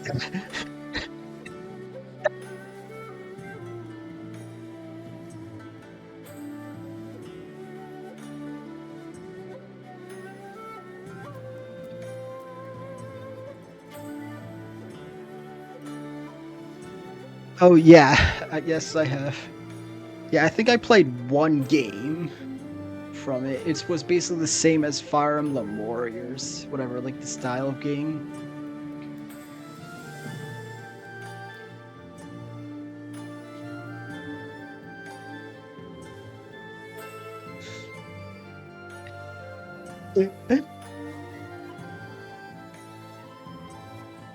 No, but I do remember reading one book that was like based on, like whatever, like the King Arthur story, though it's like told from like another character's perspective.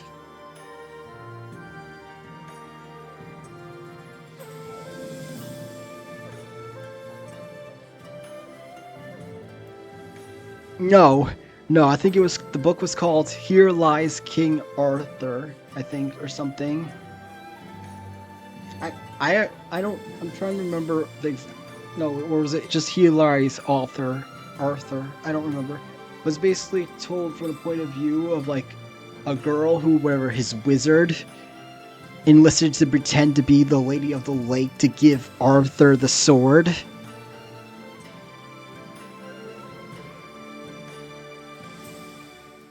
I don't know. I just remember that's like how it started, and then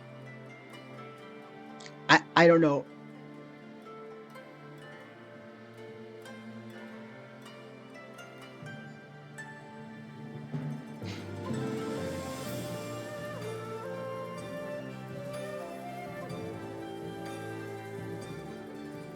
I don't know. I just remember that, and then I remember whatever then she had to be like disguised as a boy to be part of the army, and then later on, I just remember the ending, like well, not the ending, whatever. Like later on, she uh encounters a boy that has to be disguised as a girl, and then basically just ends with them traveling together. Is the ending of the book. It's been so long. I think it was back in high school when I read it.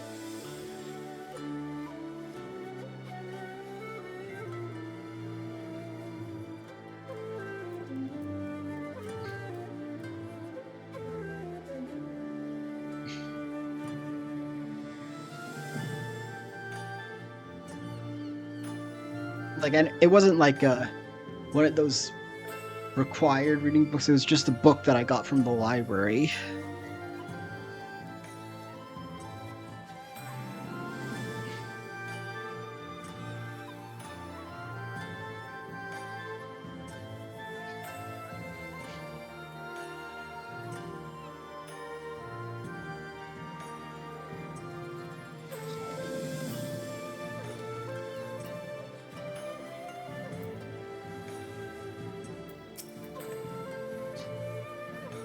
After what we've seen here, I'm all but convinced that evil eyes exists, at least in some form. The problem is we gather sufficient evidence to convince thousands of scholars and historians who have based their careers on our presumption it doesn't. Not that ever been one to shy from child, especially when it means the story of the century. If you're in Delta, then I'm in. If you're not in, well, I'm still in. Either way, I'll be here for me again soon. That's much as I promise you.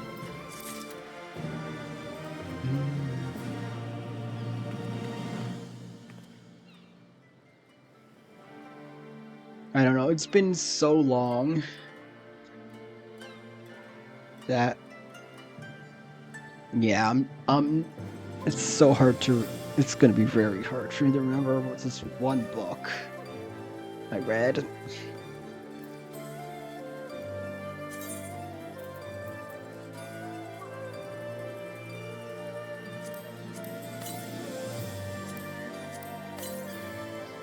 Oh, both of those are added.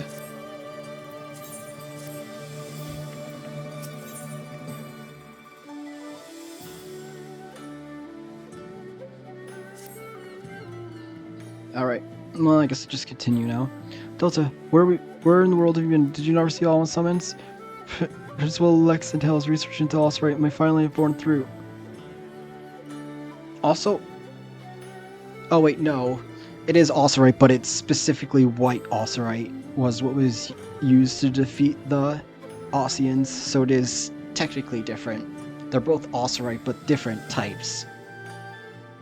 Unless, well, I guess I'll have to keep playing to find out. We must hurry the Prima Vista before they embark on some grand, perilous adventure without us.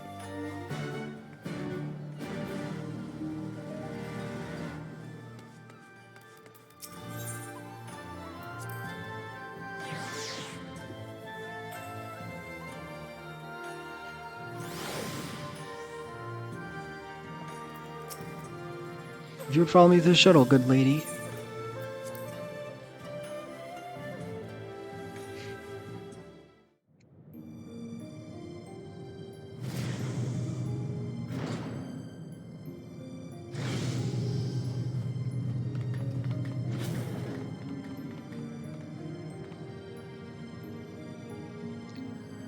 Delta, Lady Mervile, Thank you for answering my summons. Master Garland was kind enough to send for an Archon from Charlian. I thought it only right for you to be present to hear her findings. Oh no, this is gonna be... Is this gonna be... This is gonna be a sequence... To be frank, summoning Mikoto was more Yushtol's idea. I simply came along to see what light she could shed on this mystery. Yeah, so partial sequence break.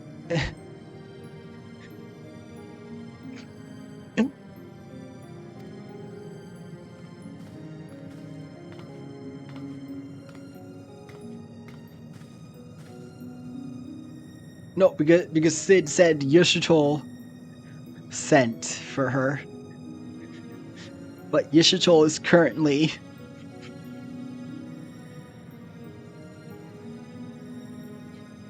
missing her soul.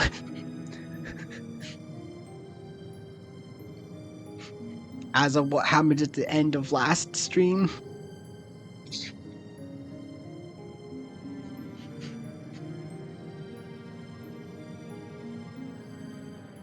So, no, not sequence break, whatever. Basically, same thing.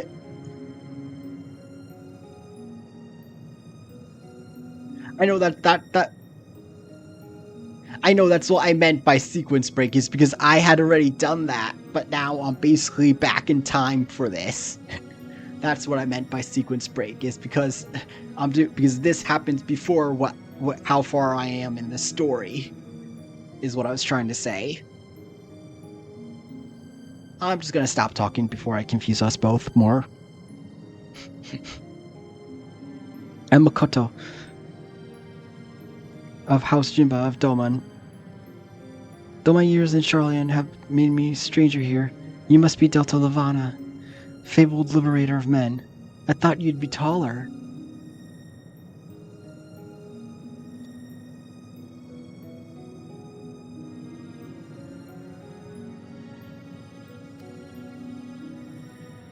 We have same horns, yay.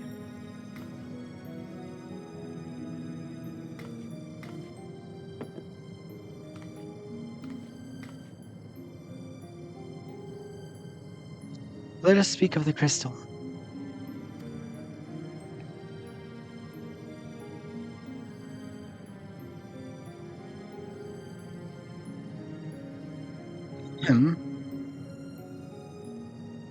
The Otis, one of many aurosite shards that aided noble Delita's rise to region.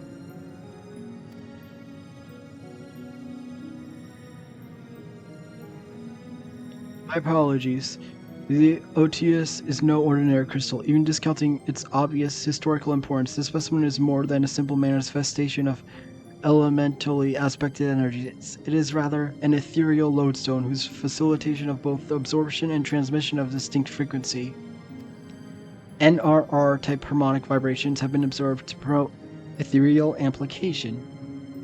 The result of neuroharmonic distribution allows for highly unique eminence of CPRS waves. Instead of outrating outward with the determining factor dispersal, instead resonate inward at a frequency so labored my estimates play throughout at VRT decay at upwards of several centuries, though I must admit it lacks sufficient variance to complete a truly comprehensive graphical assessment.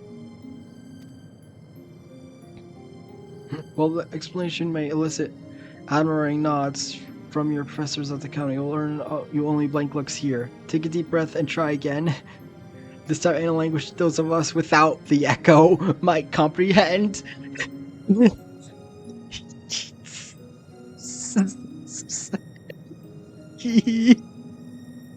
Okay, that's a good one. That's a good one, Sid. That's a good one. I think I'm finding that way funnier than it's supposed to be.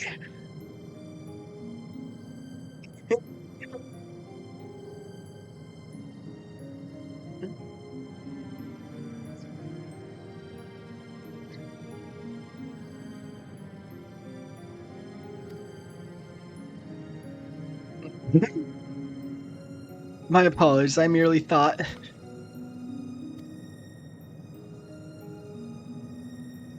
Apologies.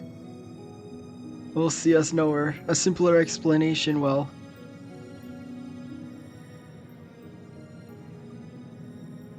Right, ether is not the only building block of all things material, but those immaterial as well.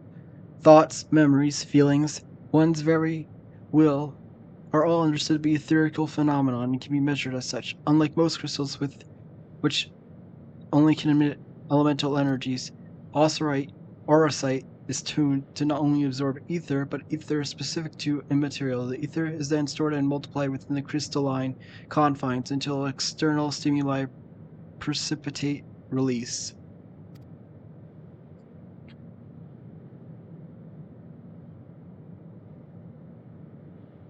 Try again. Under appropriate conditions, a strong will or desire can become imprinted upon the aurosite and stored until for fomentation, at which time the desire becomes manifest.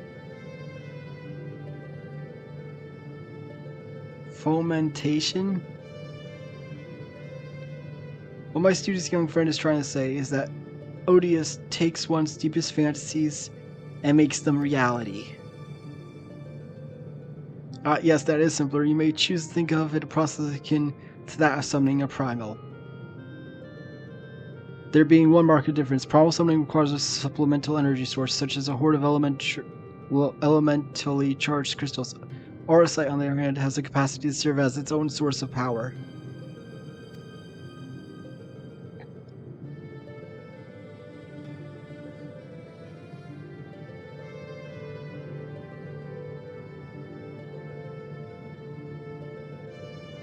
We know from the dry papers that Argoth was never king of Owlside. He was slain in the battle during the War of the Lions. Yes, Argoth, encountered during the recent expedition, cured himself as he had been crowned regent. I believe this was merely the aurosite in his possession making manifest his desire, realizing his desire to rule. I am informed that he uttered the same words over and over again for the duration of the confrontation which unfolded. In that case, it is possible that it was not actually Argoth who uttered them, but the aurosite itself. If the dry papers are accurate, Argoth was a weak and petty noble who believed that his blood entitled him to power. The aurosite took that belief and twisted it into abomination we Delta put to the sword.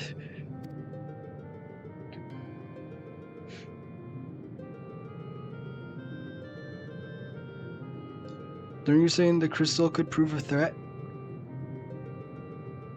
The aurosite, and not necessarily. Raza seems to fare well enough. There is no record of the young regent being manipulated by the artifacts he gathered. In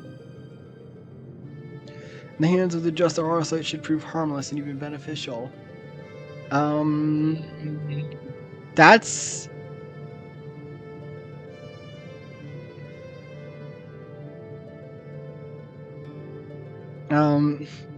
yeah, I don't think you should have worded it that way.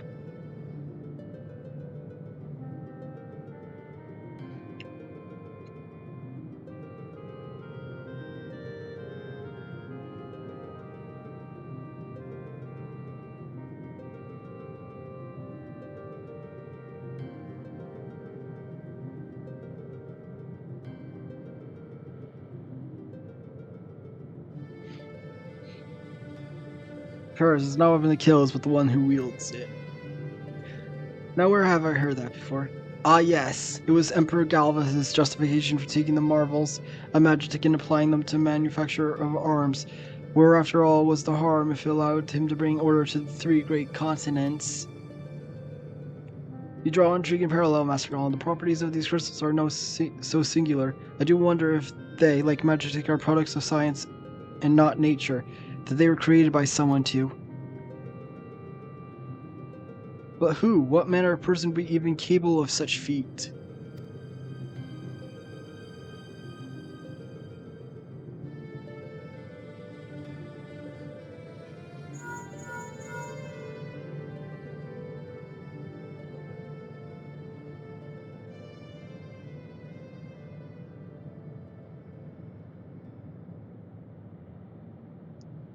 Now, that's an interesting question, the answer to which I look forward to hearing. Regrettably, I have a pressing matter to attend elsewhere. Fear not, however, Makoto's insight will prove more beneficial than anything I might accidentally contribute. Good day to you all.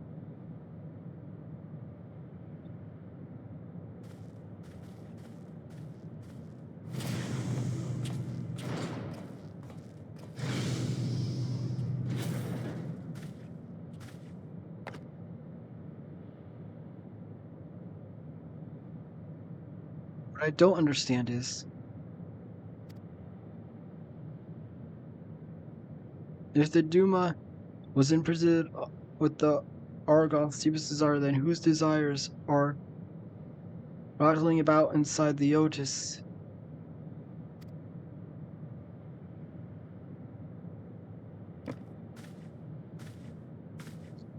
I had the self-same question and thus conducted a thorough inspection of the crystal Palmyra. The results were inconclusive. Traces of ethereal activity were present, but to all intents and purposes the vessel was empty. Empty? But what of the voices I heard? Voices? I heard nothing of the sort. The only voices you heard were in their stubborn head. Robs, why won't you? Shall we speak of the voices then? What of yours, Alma? Our resident voice of dissent. You have not but questioned the wisdom of our research from the moment we left Garlemald. Would you put your petty worries above our family's calling? No, I would never. Hey, maybe we should actually listen to her? You would never. That's why. Then why involve gods among our goody two shoes and this flying mole?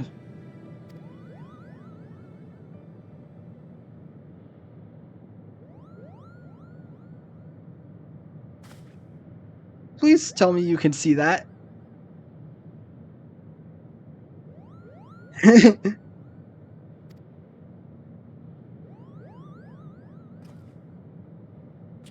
A Moogle?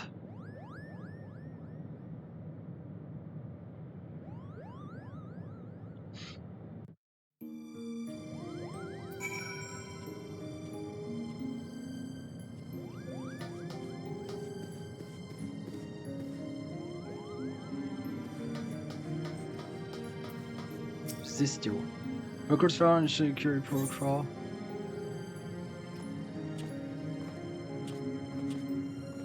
Oh, this is, I guess, just for information back.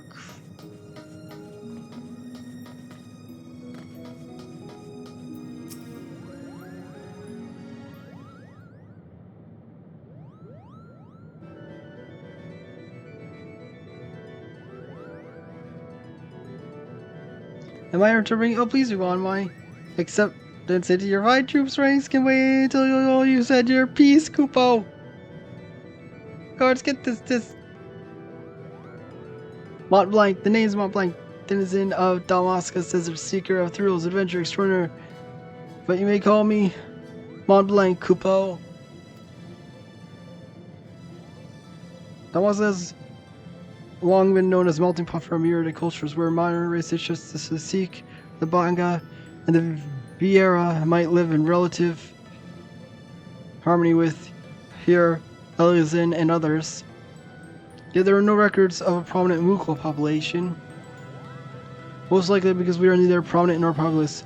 My people are nomadic by nature, ever drawn to the elusive frontier and freedom she promises, Kupo. A Mughal? Of course I'm a Mughal, Kupo. You'd think the adorable wings and fluffy palm would have given away. Now, if I'm majestic, I'll not allow such thing. Majestic is the Empire's premier theater company. We will not sully a good name by granting refuge to a fluttering ball of fur. And furthermore, how in the world did this abomination board the Prima Vista in the first place?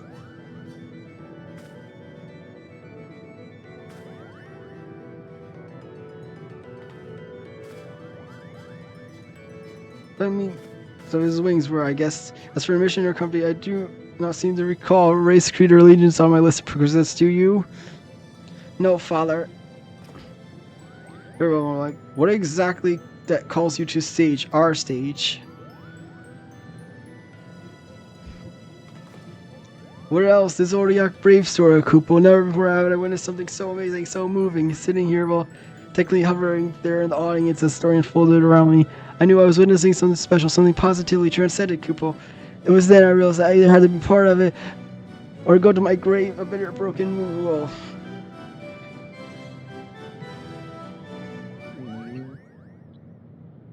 Was this realization before or after you swore you had simply become the realm's greatest marauder, Kupo?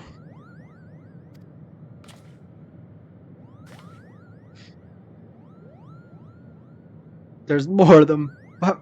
Artie, how did you?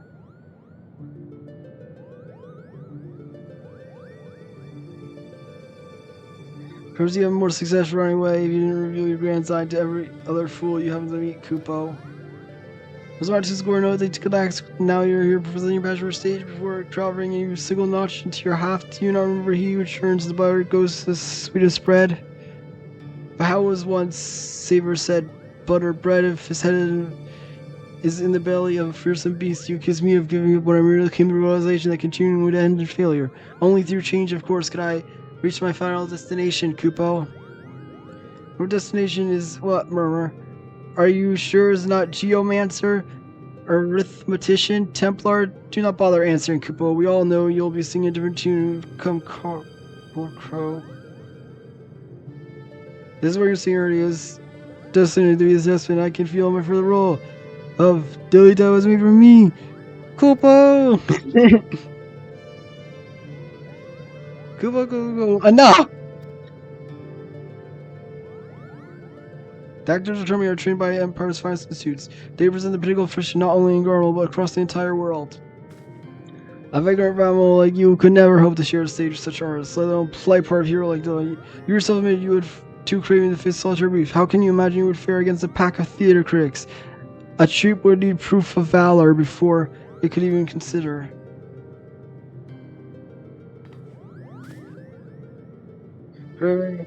Call me Gene Kerr, but do not, sir, call me Kerr. I accept your challenge. Slay but one foul beast by my own hand, and the Majestic Leader will send me to his rank, Kupo.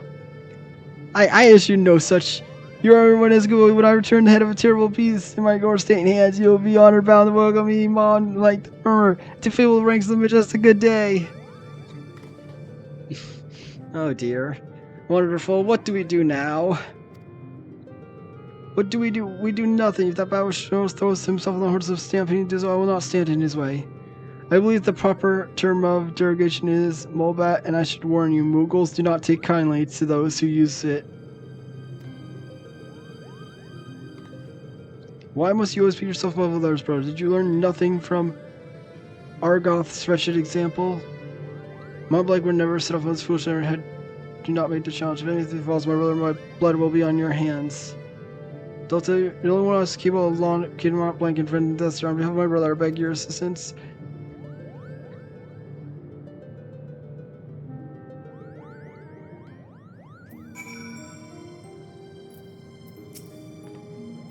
My brother can be rather simple-minded when it comes to such matters. Thinking to impress the warrior light and his companions, Mont Blake would likely choose a scene of your recent exploits to prove his worth. I mean, Basnir, if I'm not mistaken. Pardon my language, but Ramza is really an incurable little prick, is he not? How did he speak to his sister and a Mughal now? I couldn't decide which is worse, the things he said or the way the principal stepped back and let him say them. But I suppose is enough for Cursor. For now, let's concentrate on Tuscan and finding that Mughal before he does something we'll regret. Let's say we start near pier number 2, perhaps.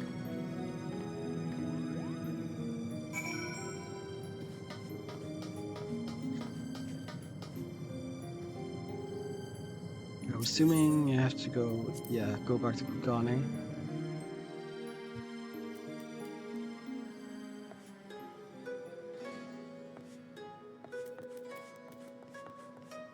And I have to go out for this too.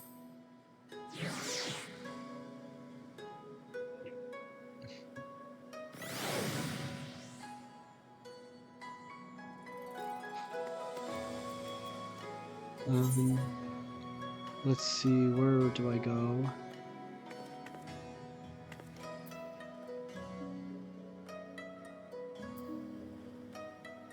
Oh, there it is. So go to that one.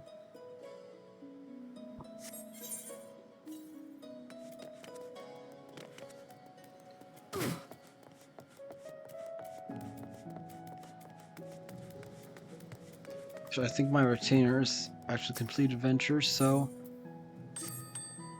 yeah, I'll just take care of this.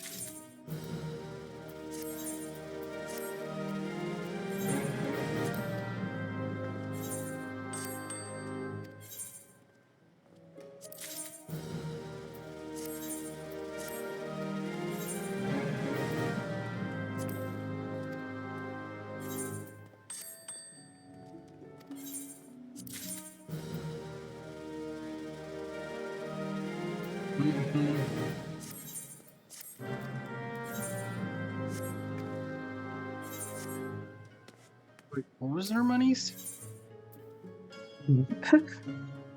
I have over. Oh. That's 246.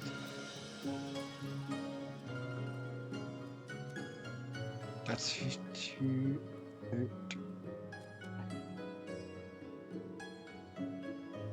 2 more, so 248.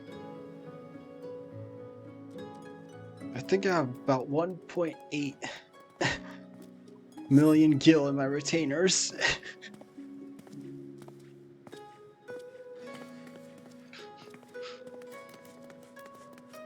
Oh yeah, I was looking. I didn't actually go in for one yet. It's entered, but there's another housing lottery. I was actually looking at the goblet, like you said, too, since it doesn't have as much, and I saw a couple that.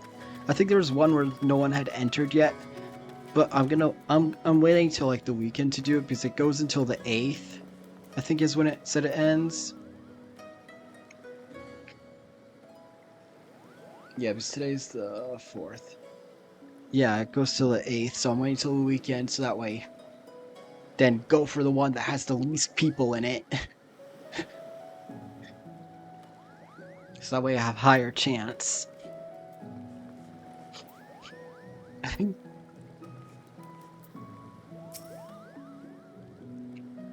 The Falcon Border tells us that he's set a traveling blacksmith away to Yangsha, not Bell's Path, and why would that be of interest, you ask? Because the powers of iron steel seem to carrying a bag stuffed to the brim with, and I quote, albino mole for purple bat wings.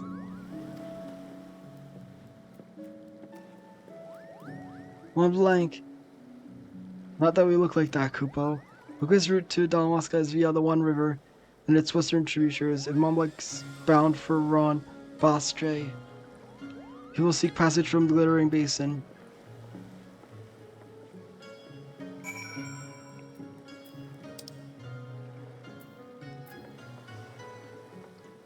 And I believe...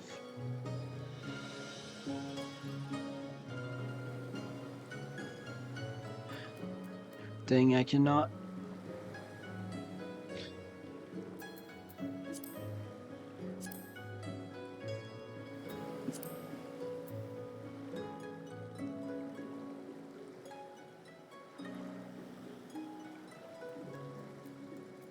No.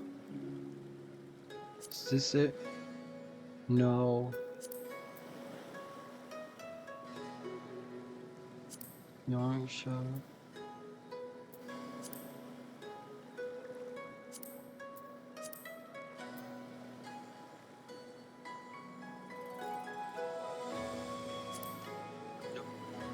That's not that.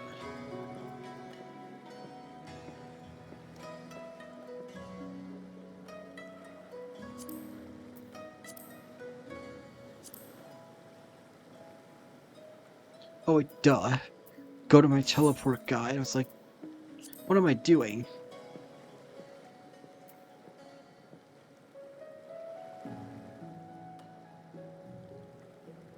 And then I believe, right?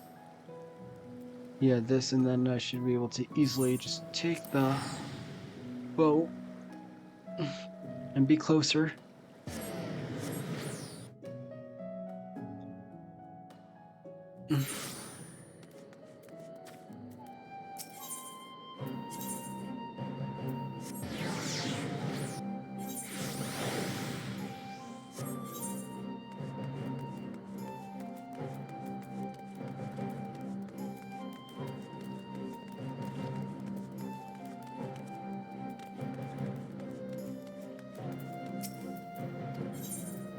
Yes. And now I should be right next to it.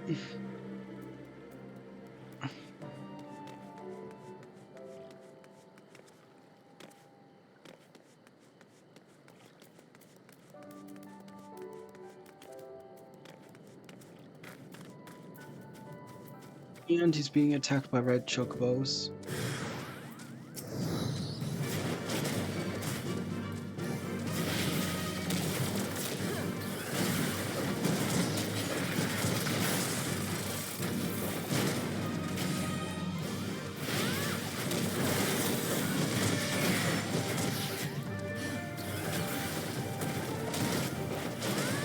Jeez, these chocobos are strong.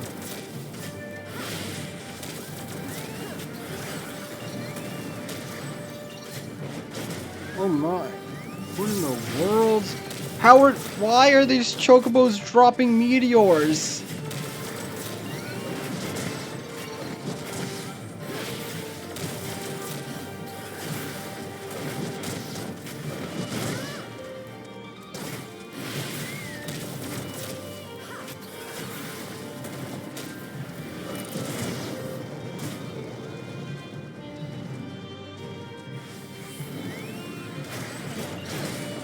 That was not fast enough.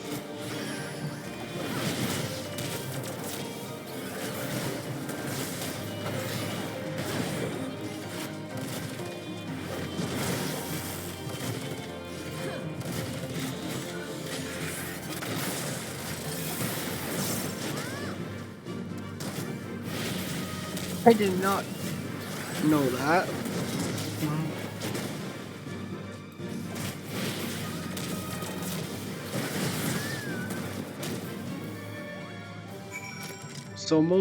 So yellow ones are ones that are just regular, don't have anything special really. Black ones fly, and then I get red ones launch meteors. I think those are all the colors that I've seen.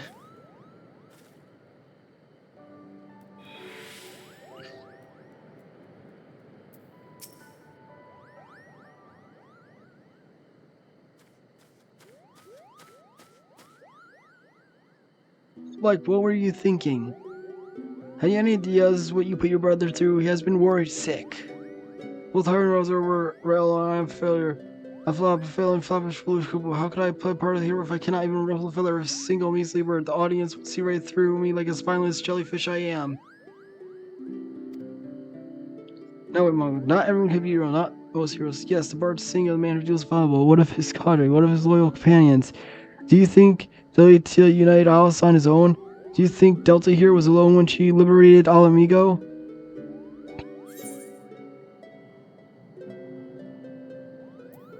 Not all wars are won on the front lines.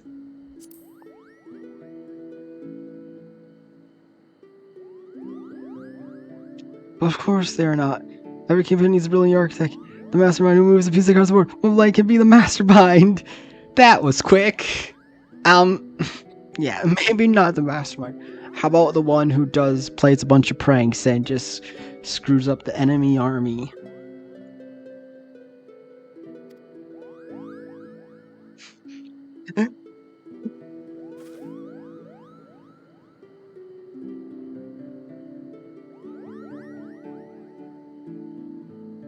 Let's not dwell on the details. The day is saved and Montblanc has escaped the Sans. Scratch a single to show for it.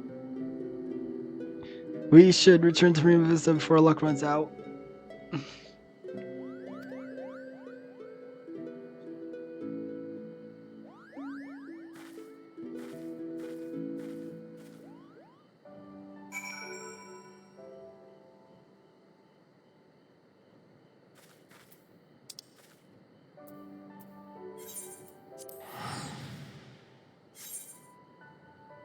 I could have sworn couldn't Mughals go invisible? I could have sworn I remember them saying that when I first encountered them, that they have the ability to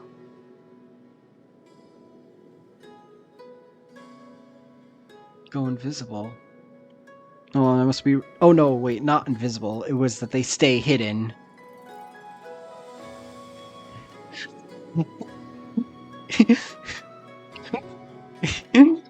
Okay, that's a funny way of putting it.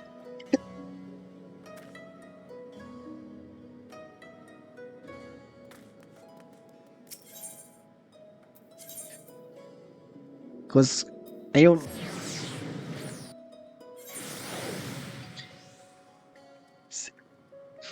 I feel like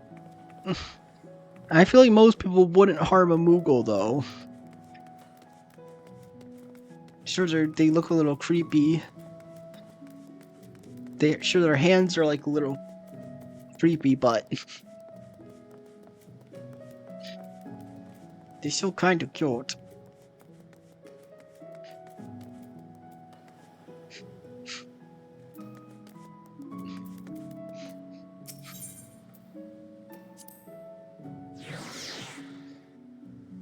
A Moogle spy neck.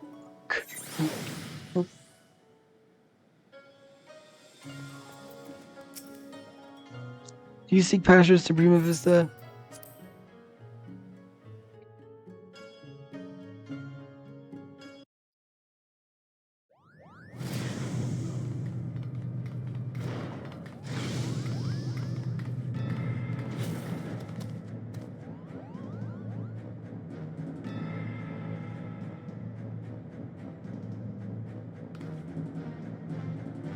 Please, this ship is a place of peace.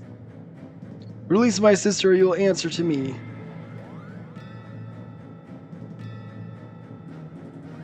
When the cat's away. Put the old thing down, Rosa. You're not helping matters.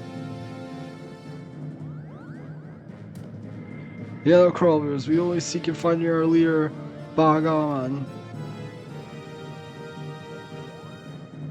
You seek your help. You threatened to kill my father who stole his work and made fools of us. Never. Silence, Rosa. They have Alma. We will hear what they have to say. As I said, we have no quarrel. We only did what was necessary to secure an audience. We surrender our weapons and offer your journal as an act of good faith.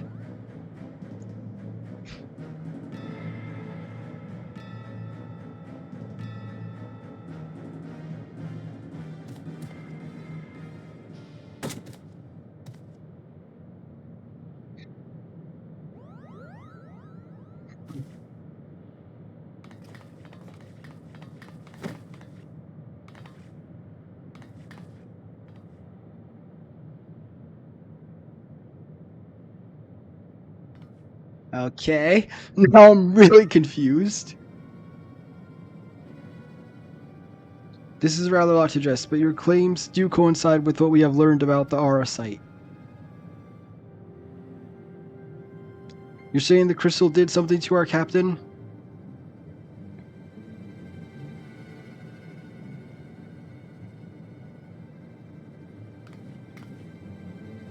After being emptied of the Argos will, the Duma sought that another to sate its appetite for ether.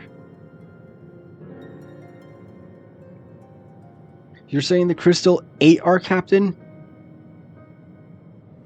Not his body, no. Only his soul. His soul? Tell me, what in your opinion was your leader's deepest desire? What was it that he longed for above all else in the world?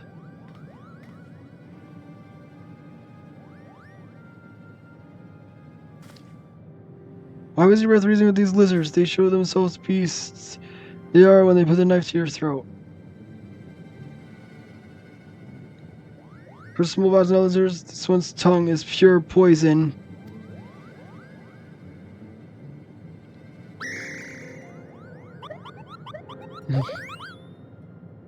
You're not helping, Rosa. The boy can call us what it pleases. For our past failings, we deserve no bother. Your failings? 30 summers have come and gone, yet not a night goes by that I do not wake in sweat at that memory. We were Fusiliers in the Dalmascan army, stationed in the royal stronghold at Nalbina.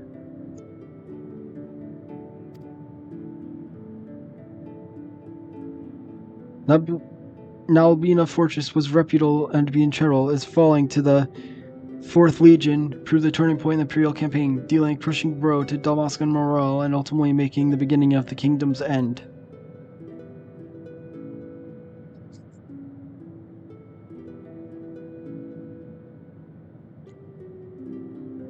Bagaman was our captain, and once it was clear the day would not be ours, Prince Rouser, commander of the garrison Nalbina, tasked him with one final mission.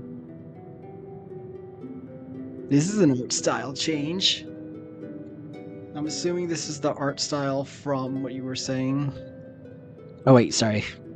Didn't mean to keep asking questions. Just habit. Because I'm interested. Bagaman was our captain, and once I just read that.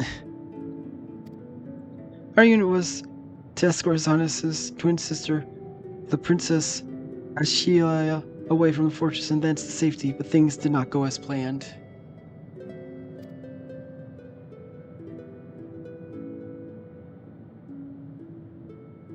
I still remember the words she uttered as she lay dying at the captain's arms, but a stone's throw from the Garum Scythe waterway drains into the sea. Even as the fog of death descended upon her, she smiled to us, the very people who failed her to survive. For as long as every single Damascus stood, our nation would never truly perish.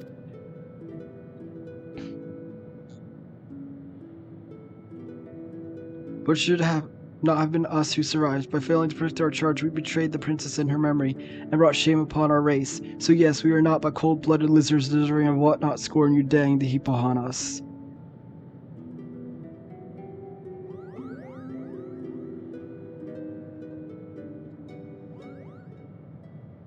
I may safely assume the deep-seated hatred towards the invaders of his homeland, coupled with the self-loathing born from a sense of powerlessness. The darkness that lurks in the heart of Bagaman was a little different from which drove Argoth the self-same emotions that were to nourish the Doma.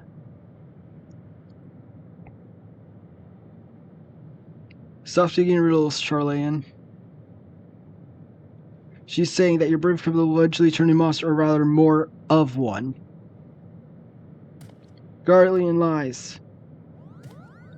What they say is true. If we do not find Bagaman and the Duma soon, none of us are safe, present company included. Do you have an idea where he might have gone? Any at all?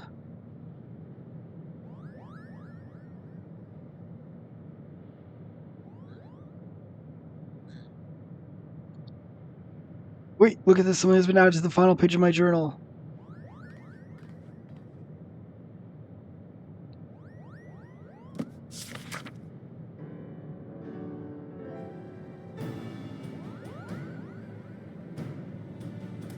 The captain must have put it there.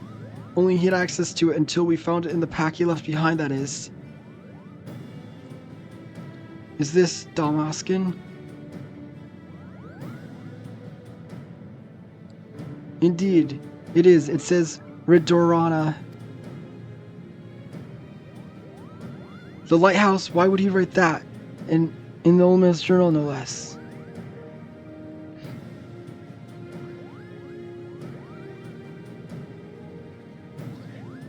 There is a place on the Valarn Sea, for the south to Rospostre, where the ocean tumbles in Givermal, then malms across the Durana Cataract.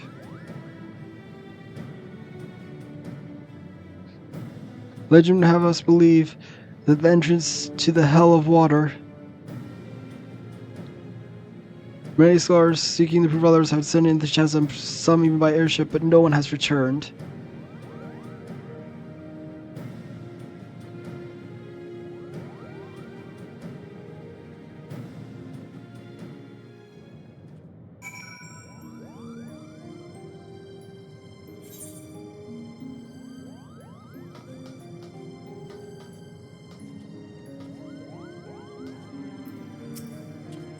I submit to knowing little of Redorana save what Lady Makoto has shared with us.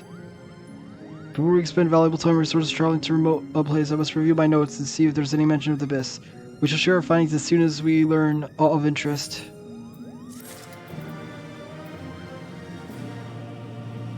Now I'm gonna be run to the bathroom and take my medicine. BRB.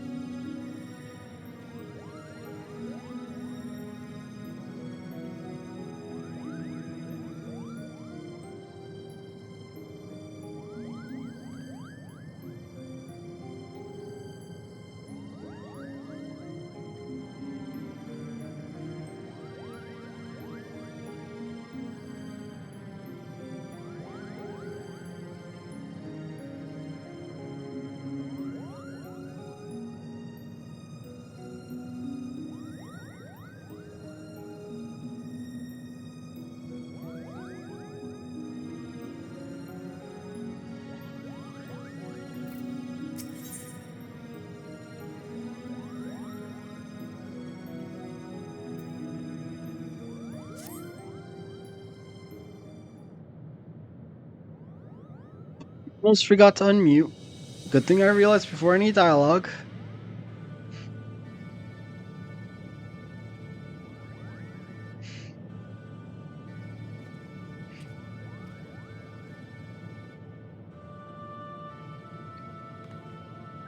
Our studies reveal that Radorana is the name of both a massive gap in the southern Valinard Sea and the lighthouse once manned by the Royal Dalmascan Navy to prevent ships from succumbing to the Cataract's currents.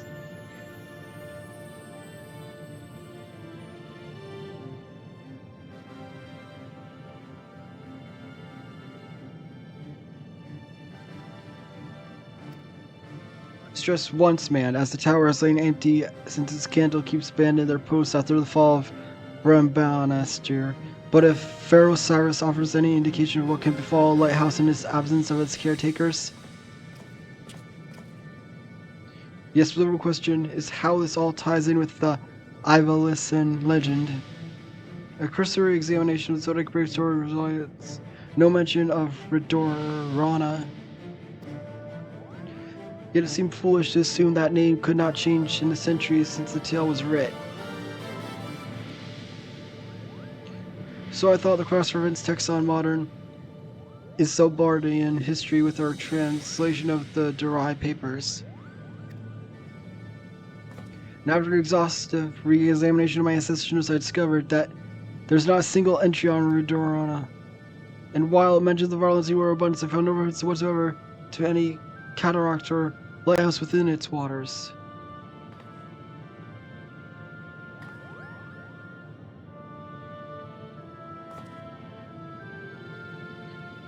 This discovery prompted me to examine the mystery from a different perspective. What if there was no mystery at all? What if at the time of Delete's rise, the chasm did not yet exist? There is more, but only a visit to the lighthouse will enable us to confirm our theories with any certainty.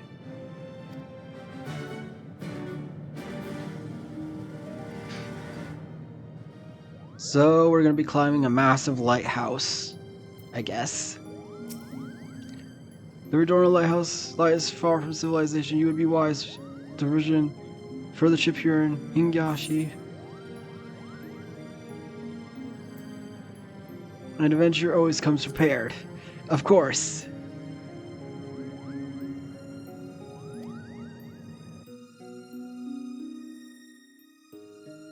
Ah.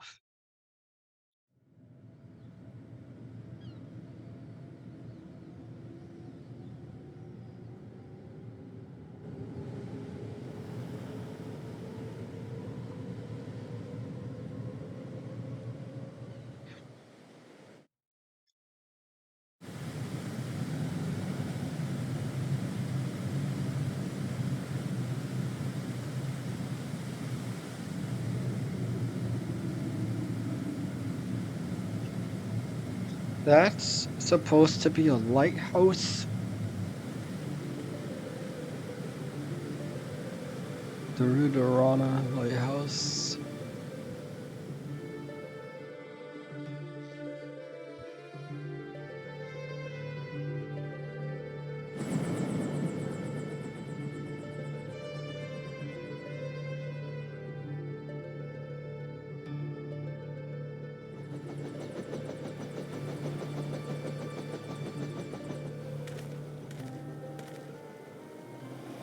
Something is very wrong here.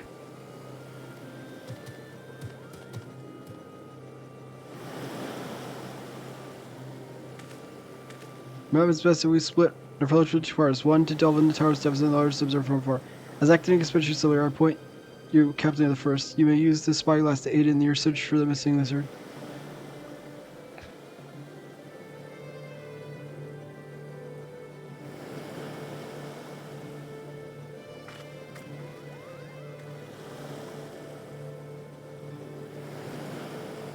Damn it, brother, where are you?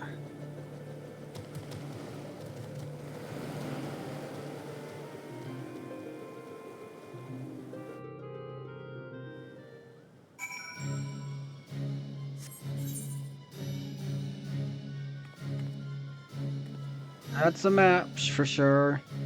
Ah, yes, a map.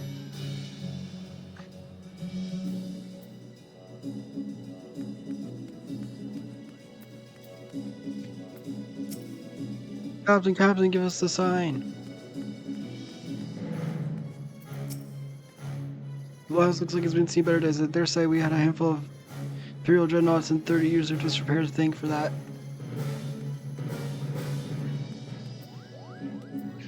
We brought the Moogle. Shivering me, my first, simply standing on the edge. All the ambient ether, yes, ambient ether in the area. Can't you feel it, Kupo?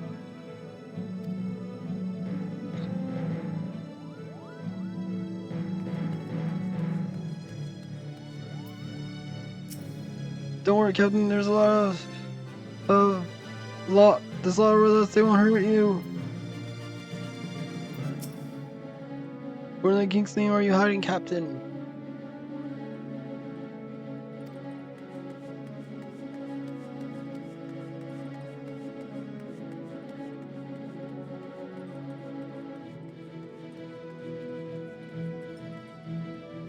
Can I actually just keep going?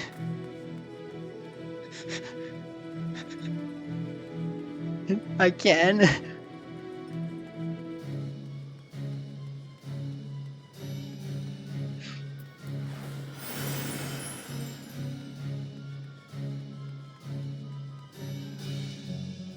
Oh wait, no, I should have gone. It's because I'm supposed to. I gotta go back to that spot that I skipped over because I was expecting it to actually let me go this far.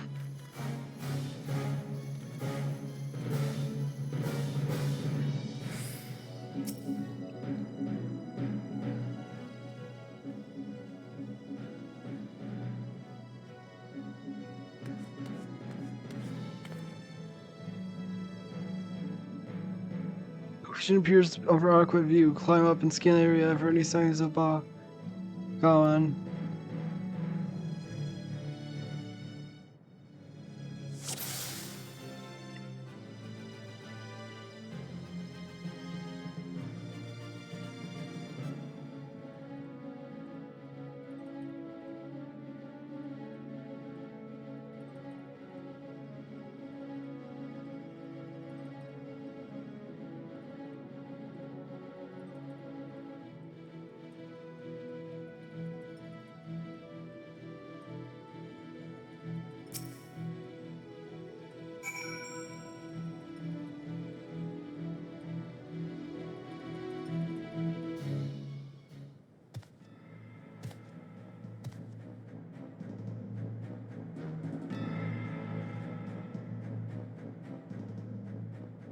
Got him, let me see.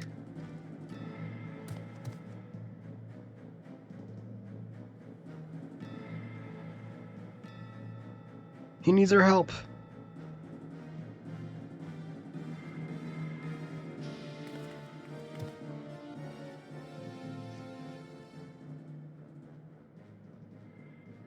Prince Ra, sir, Princess Aj, I know you cannot forgive me. Or should you? It's all my fault. I could not see you. Could not see you, anyone but myself. I am so sorry. I'll come and wait.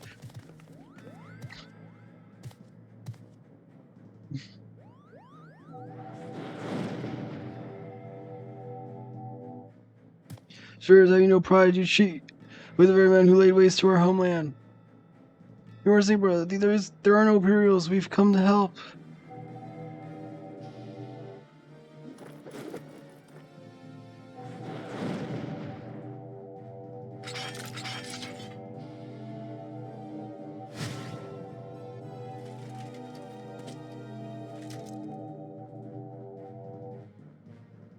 I see my own consent with him. How dare you stay my audience with the princess? The Doma.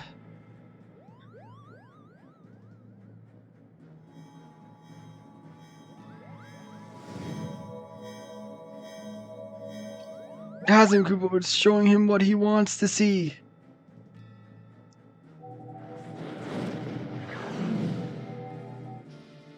Which murderess?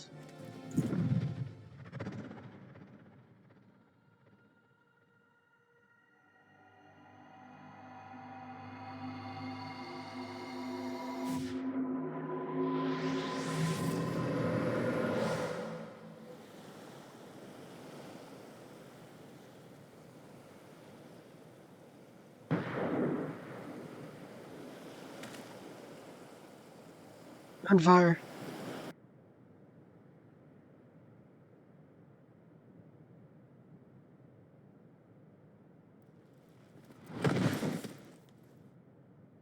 Target.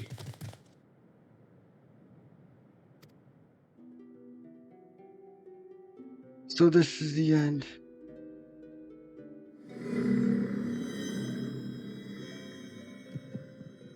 Recite the words, satisfy the covenant, relinquish thy soul unto me, and be granted that which thou desire more than all the world.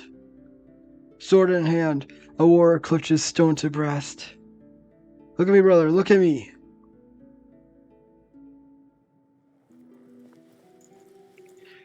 Sword etched in fading memories.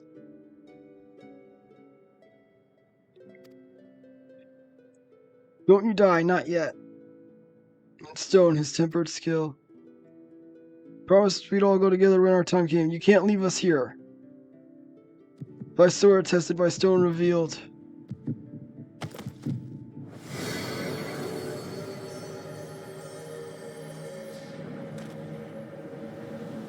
The light where I've seen it before. Oh no.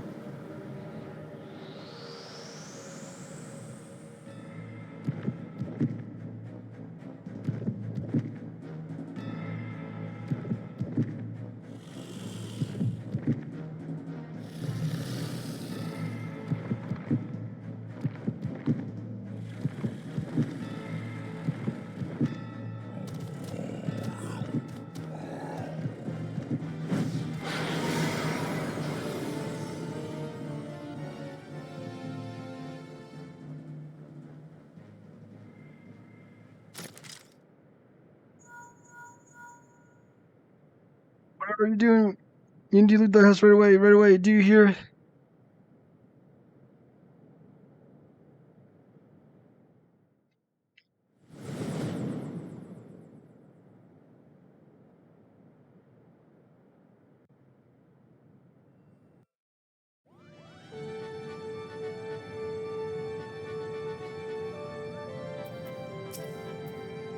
As we fear, then Bhagavan's soul is lost.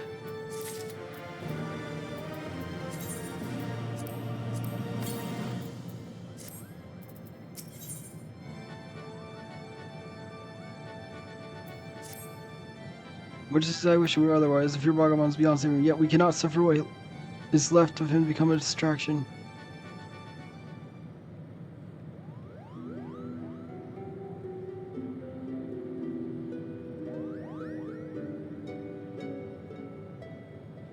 Well, it is now time to be abandoning this quest. We are meddling with the forces beyond.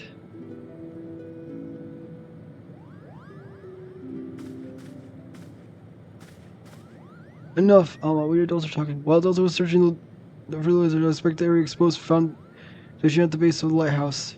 And anywhere farther. The lighthouse is built squarely atop the ruins, so it can only be Clockwork City of Gog. The what work city of who? According to the Zodiac Brave story, the Clockwork City of Gog was a metallic metropolis within airship automata. Other technology marvels of age where force can see. Little is said about its location, however, save that it was far away. While derived papers do not say a great deal more, they do mention that the land upon which the legendary city was built was severely limited and inconvenienced that forced its inhabitants to build up rather than out. Which led me to ask, what is the reason the land was limited? Was it because the land in question was an island? That would still not explain the mission of the cataract. It's inconceivable the authors would neglect to mention a prominent landmark had it existed. And then I found a long passage regarding Gog's fall. All records are missing. It appears the city was abandoned after an explosion that left half of it in ruin. I believe that explosion may have undermined a portion of the seabed. It need only have been a small area at first, one that could have well gone unnoticed during the Exodus. As time passed, however, the waters would have continued to wear away at the rock, slowly widening the gap until we have what lies beneath us today. That would explain why there's no mention of Radorna prior to the present era. Umpire, will you not tell them the rest? Or possibility that we are aliens or descendants in the part from the displaced citizens of Gog?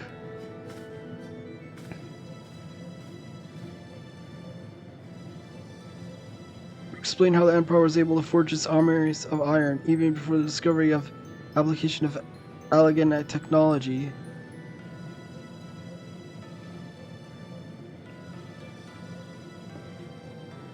It will also explain why the legend of Eyeballs has resonated with our people for centuries, despite the fact that the Lost Kingdom was, as far as we can tell, in quite a different corner of the world. I understand you're somewhat ambitious fairy, but to return to your original claim, if you believe that Redorno lost us for what is left of.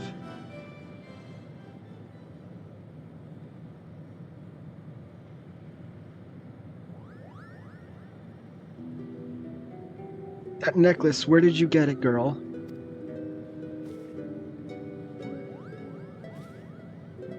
It was my mother's. Your mother's? It was my wife's most cherished possession. Why do you ask? Bogomon had a talisman he would wear beneath his jerkin. He refused to take it off, even when bathing. He said it was special. I only saw it for a few times, but it looked exactly like the one your daughter wears. And what were you implying? That my sister stole, or my late mother? Neither. I spoke of their similarity, that's all. Can you believe the nerve of this boy? Enough, Ramsar. Our guest is merely concerned with the well-being of their kin. But what of our kin? What of them, Ramsar? Do you imagine our kin are any better than theirs in some way? Or anyone else's, for that matter? I apologize, Father.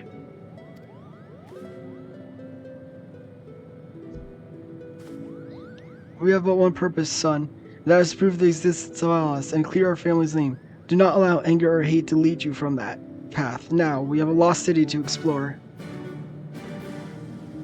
Alright, now we're going to do it. Yep.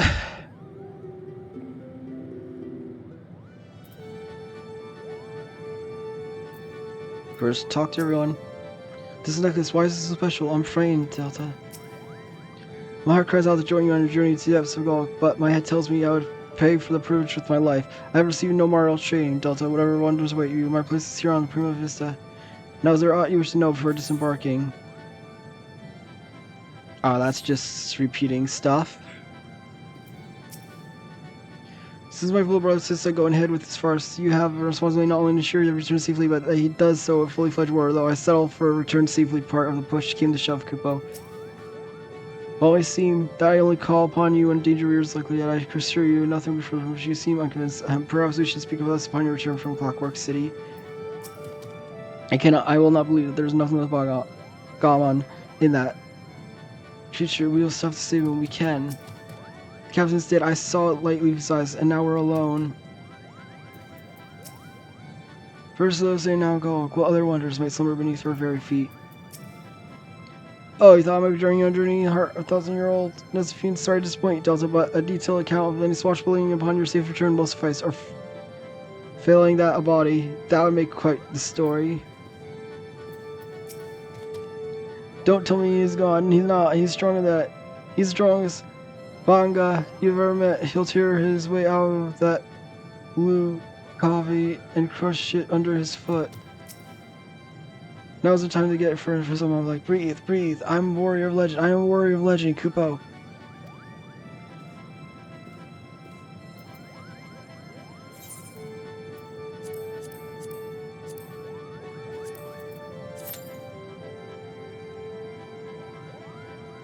Alright.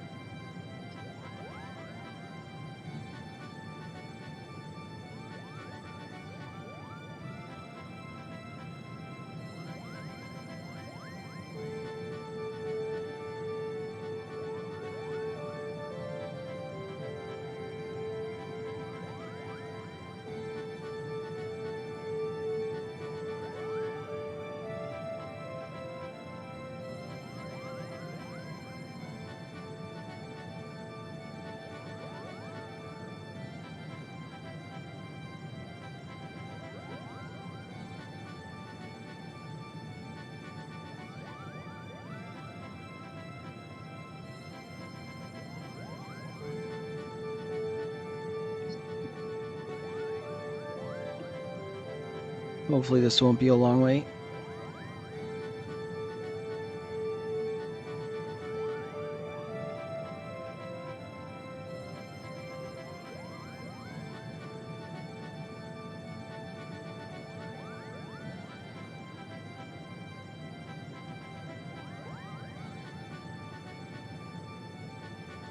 Could have joined it first, then talked to them. Oh well.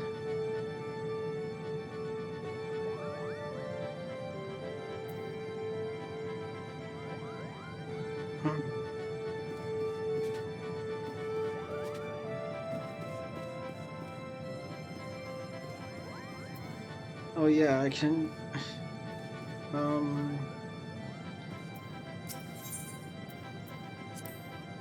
Oh yeah, I still have to. I never unlocked elite marks for the.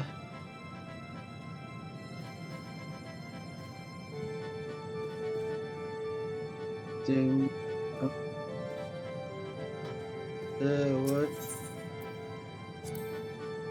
I did not. I don't think I was supposed to do that. Uh.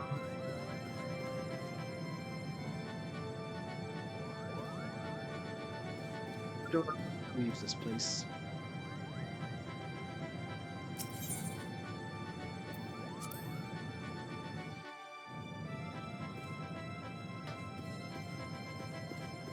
I'm stupid. I go through the door.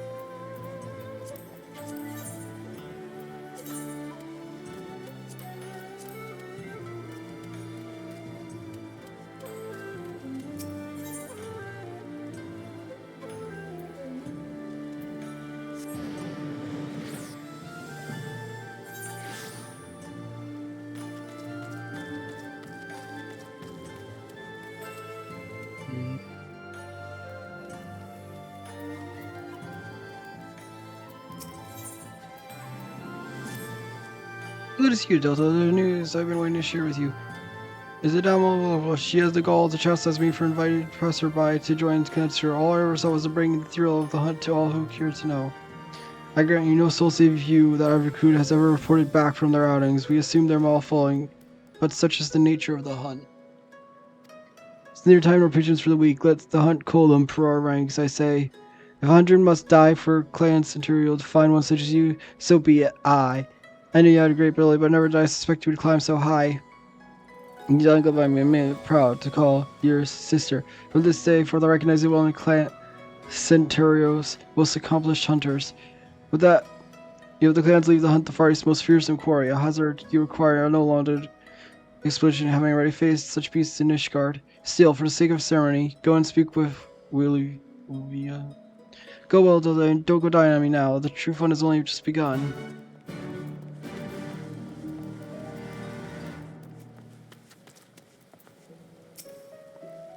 Hail! Delta, I work for Mistress. It seems she has vouched for your promotion to Clan Centurion's elite. I agree, you have proven yourself there nary soul in the clan who doubts your ability. But welcome to our highest rank, sister. We wish you good fortune on your future hunts, and you'll need it, for now you'll hunt the fiercest prey the Far East has to offer. On these hunts, we grade our quarry according to strength. The higher the grade, the greater the bounty, but of course, the greater the danger. Your rest, you thought so highly of one of her recruits. You have come far, so far, further. Words of warning may be meaningless, but I will give them the same. Now more than ever, do not overestimate yourself.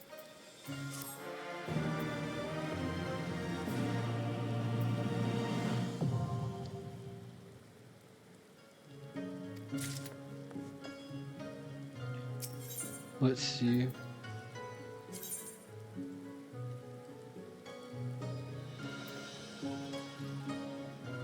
Sure, except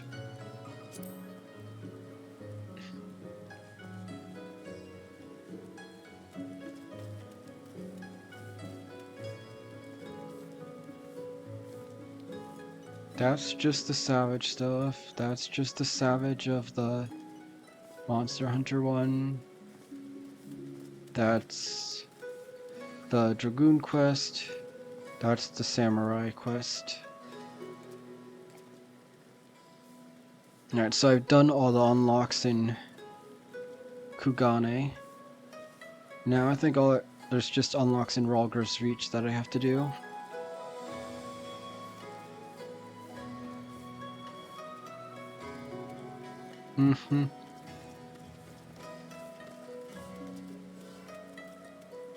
I'll do this one first.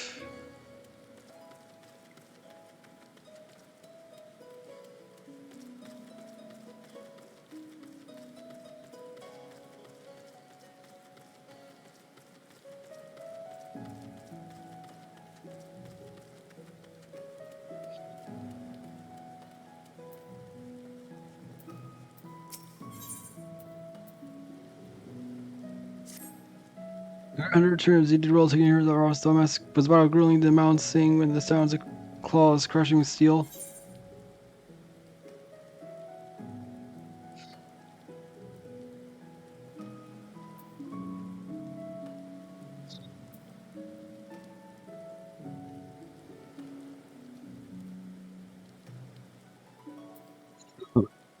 Fine. Truly, I shudder to think what would have happened had you encountered a high-ranking Ralphus then. Picturesquely, well, I can only tell you what I've heard. They say there's a stronger brood of Ralphus that would make short work of your average hunter. You may have that kid from you know something of it. He was, after all, the one who originally posted the bill for the beast. No need to worry over it, though. I say you earn your rest of your recent exertions of the Zeem step. When you're up for another hunt, I'll be ready here and waiting.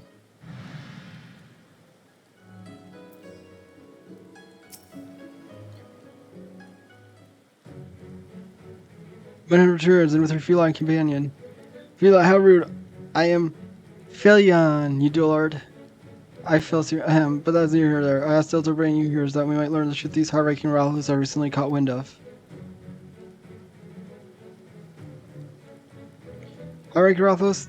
They're an older, much more powerful brood of wyvern. Without sufficient precision, even the simplest of swipes is all it would take to rend a hunter in two. If I didn't know better, I would say you were talking about an elite mark. Yes, a challenge no self-respecting creature can ignore. And so then, are you ready, my friend? Alright, let's get to it.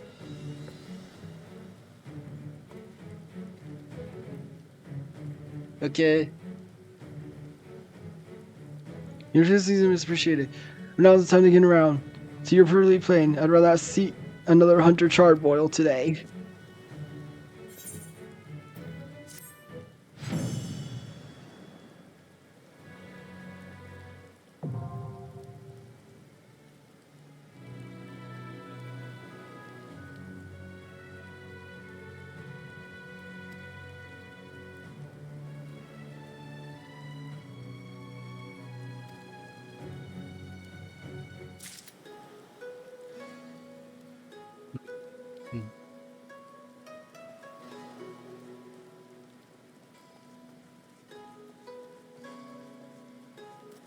Oh yeah, what were the rewards again?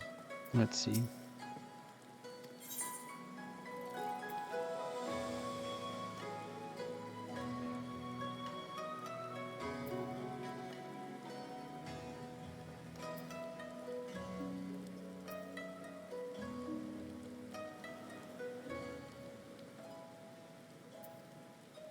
$16, $20.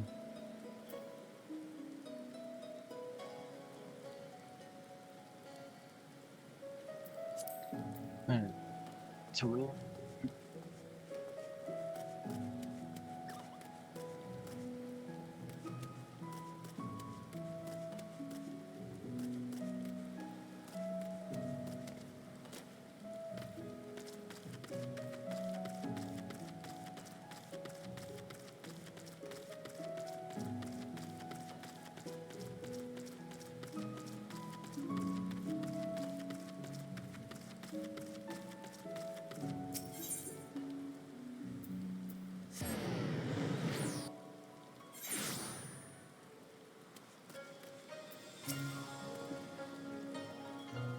So the road comes this way. How for you, Delta? I remember seeking inspiration from work. If you have any new experiences, I'd very much like to hear them.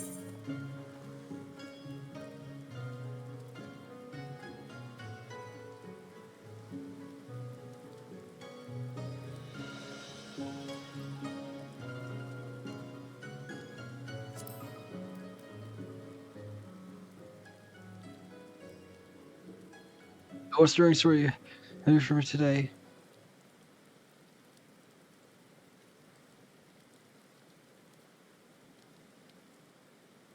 To lose her dollar not once but twice. First to the Empire, and then to the false promise. 'Tis all I can do. Imagine the Kalyana elder's grief. And as she had not lost enough, unable to bear the reality, she chooses to flee from it by making an offering of her soul to the primal. 'Tis a tragedy to rend hearts.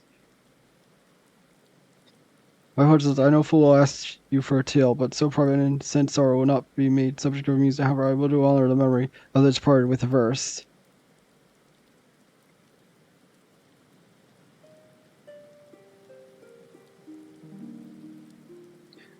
For my daughter's life a mother mourned, but from the flesh her soul was torn.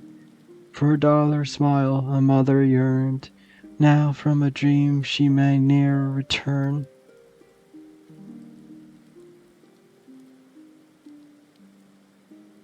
Forgive me, I have been awkward, have awakened unpleasant memories. Liberties may be taken in tales telling, but I cannot wipe away such sorrow that has taken root in one's heart. Nay, no more than the abiding in a dream will change reality. Even so, we may pray for the wounds, the healing, the scars of fate. I shall pray for the Kaelana, for all who grieve, they may one day know peace.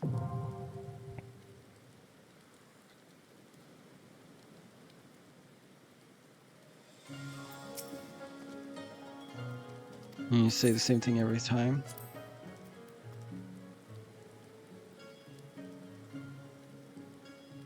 Ah, you have a new tale for me, wonderful.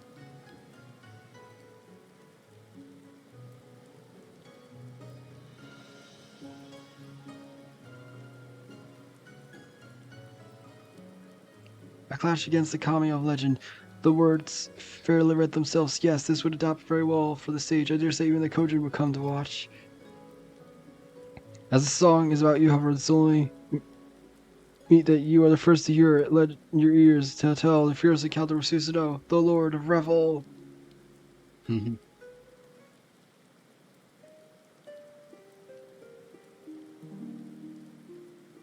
Upon eastern seas two treasures join to birth the Kami great, whose sacred blade strikes all in hearts and cleave the land in straits.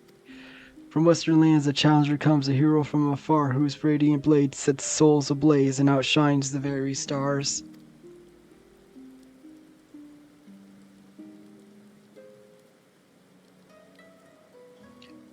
Zabel captures Susanoo's stormy grandeur. I drew upon my imagination to create more evocative imagery, but it should be more or less in line with your experience.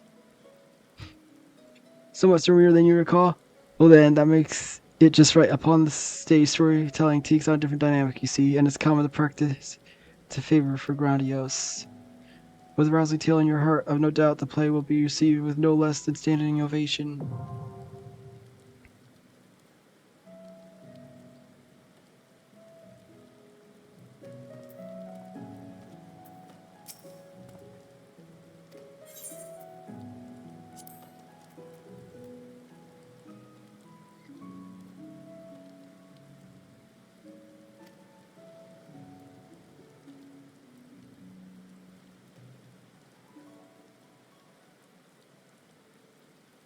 Hero, a being of pure violence, born of torment, they who died for their homeland.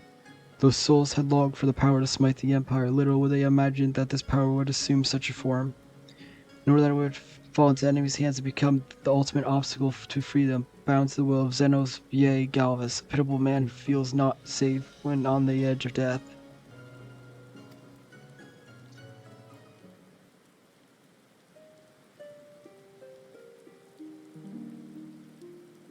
The power to smite, the power to save, a desperate man did direly crave, high though the price in full he did pay. creating a god where his dead body lay. The power to rise, the power to vie, a lonely man did madly desire, forsook his flesh, for such was the toll, binding a god to his insatiable soul.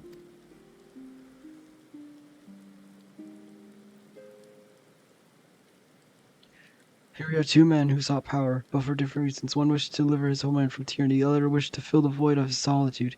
Yet even should they achieve this goal, would they truly find peace? I suspect only they would know the answer. Now you, my friend, will continue to fight, will you not? I pray that you will again regale me with such accounts of your experience. For as brightly as a hero's tale shines, not without its shadows, it is my duty, I feel, to share both with the world in stirrings of sorrow.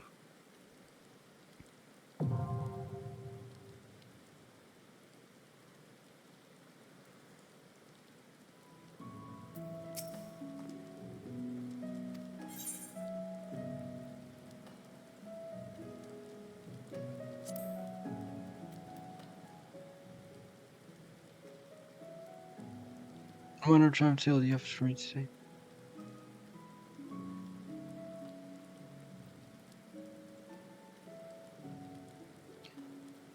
Suski young lady of the moon, thus in the mortal form of Yotzio, vengeful daughter of the Nairi, did this primal find a willing host.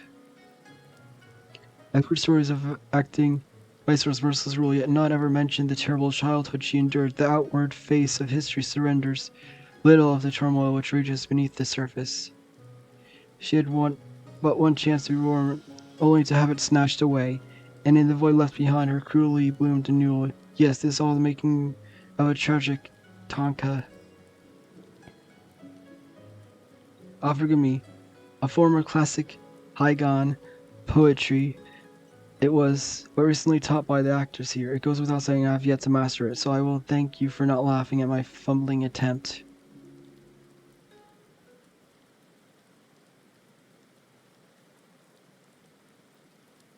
Neath the half-moons glow and lily white petals unfurl. Rooted in malice, the bloom drinks in darkness and is swallowed by the night.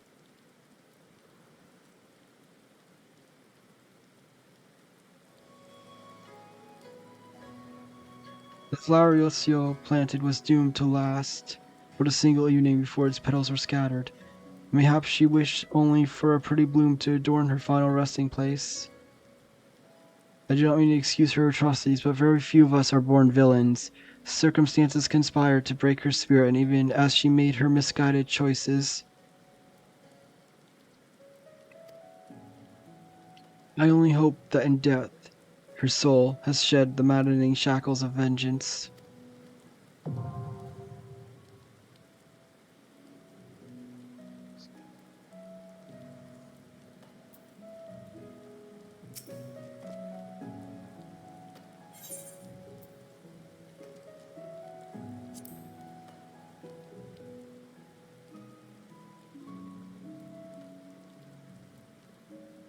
Bayako, you say, as in Bayako of the Four Lords, he and his karmas feature prominently in the tale of Tenzin, one of the three great plays that are performed regularly at the Mujakosa. It so happens I noticed her quite low. As a student of the fine arts, it was my duty to study it closely. I expect what you're about to tell me will be most enlightening indeed. Hidden beneath hell's lit, a sanctuary for some, prison for one. He spoke with all space of resin temple, and their leader was no other than Gambu of the Four Lords, a veritable character from the play come to life. Not that I would question the veracity of your accounts, I merely comment on the credible life you lead. And so, it fells you who quell the raging armada of the legendary auspices in battle.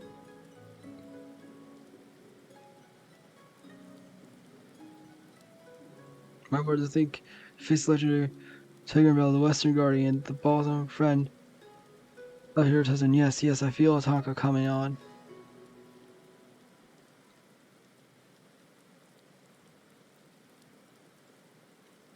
Fearing forsaking, seeking death and solitude, saved by fellowship. Snow White, harbinger of doom, become beloved legend.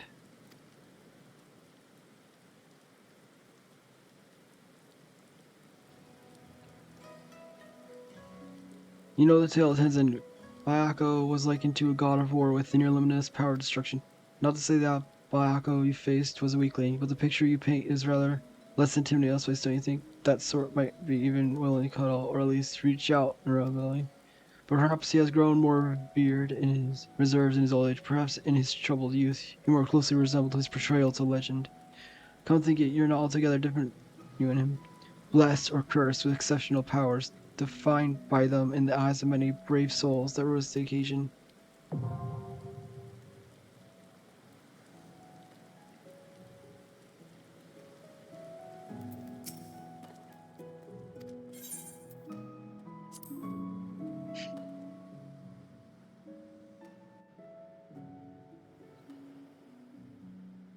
This will follow the quell origin armada of the legendary West in battle.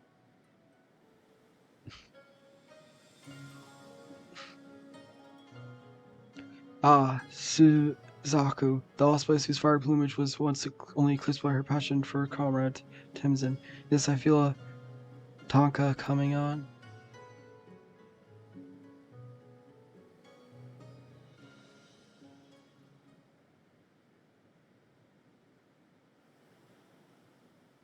A setting sun, the fire of my broken heart, casts a shadow of you, 1,000 years of moments we shared a fleeting dream. No matter the culture or era, tales of love and longing never cease to resonate with the soul, do they not? And in Suzaku's case, there's an element of tragedy, a being misjudged by all save one singular man. A man who she could have saved if only he was wrong, and the world right. A man whose fate she could have averted had she, then, the tremendous powers she only later came to possess. A moving tale as it is, I weep to know that every word of it is true.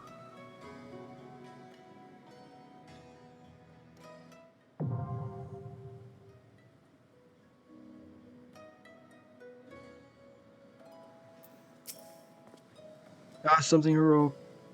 And he's just saying the same thing that you've already said.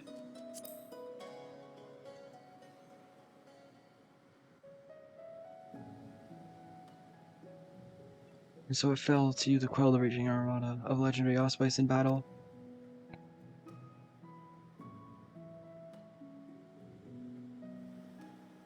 Then nearly succumbed to his primal ritual out of misguided desire to fulfill an ancient vow. Surely this is the stuff of poetry worthy of material for a magnificent Tonka.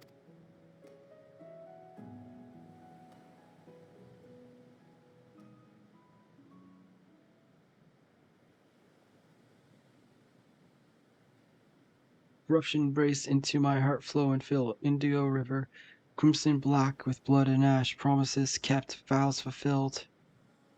I've heard many tales concerning Siryu before, but your experience calls much of what I assume true into question. Although his unrivaled power as a sorcerer are as effective, he is generally described as the vast and majestic dragon, unlike the serpentine being which you claim to have treated.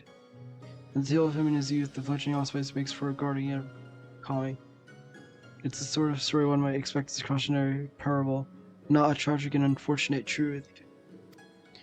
It's not that hard for me to imagine he grew frustrated and angry following Tenzin's death, for not only was he deprived of a dear comrade, he was robbed of the chance to fulfill a sacred vow. It is good you helped him reclaim himself, for a tortured soul such as he could have easily trod the same path as the mad allspice Koryu.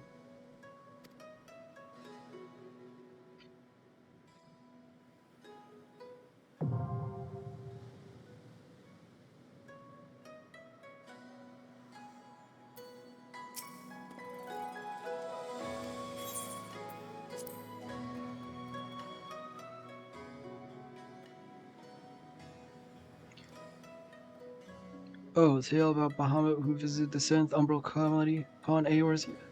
But wait, the promise subsequently vanished with nary a trace. Are you people's and that people's memories are the time are shrouded in haze? Are you saying that you know the events that followed?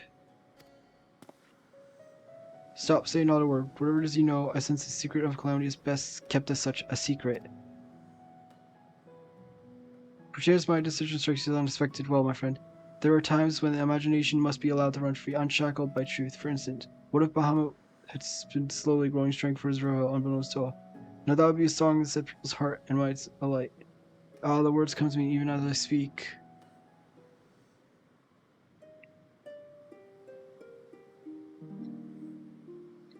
From broken moon he descended to bring his rage to bear. Deep in the earth he burrowed to slumber in his lair. But along came brave heroes whose light cast out the gloom. Smiling worm and minions, they spared the world its doom.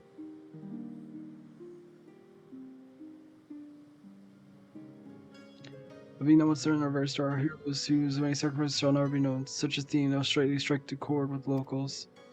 You see, be the east or west, people shall our favors stirring fiction over stirring facts, and help inspire the making of a new heroic epic.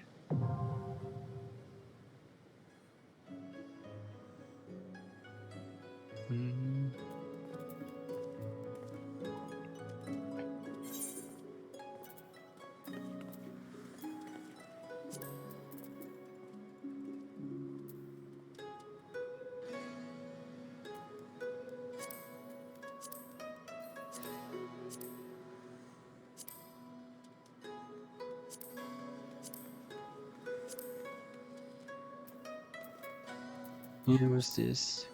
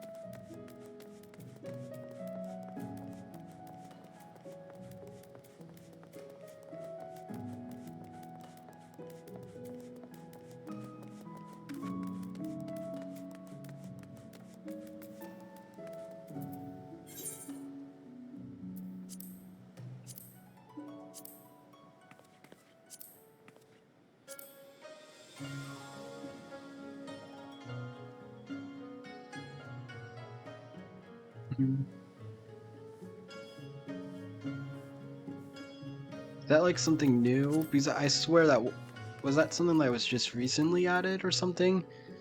Because I swear that wasn't at him before. Eh.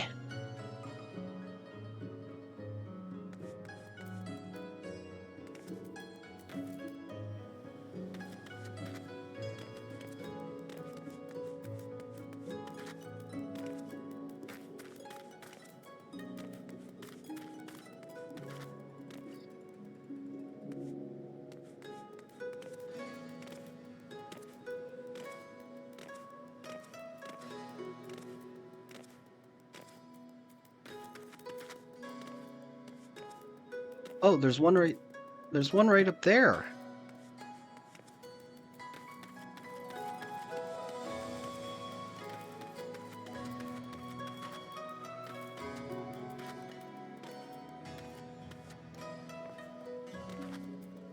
Now the question is, how do I get up there?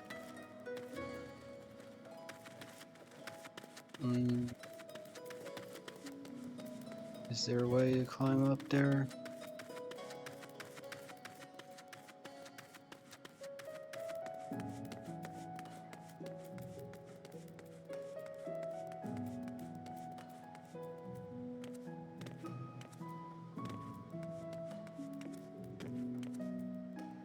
No.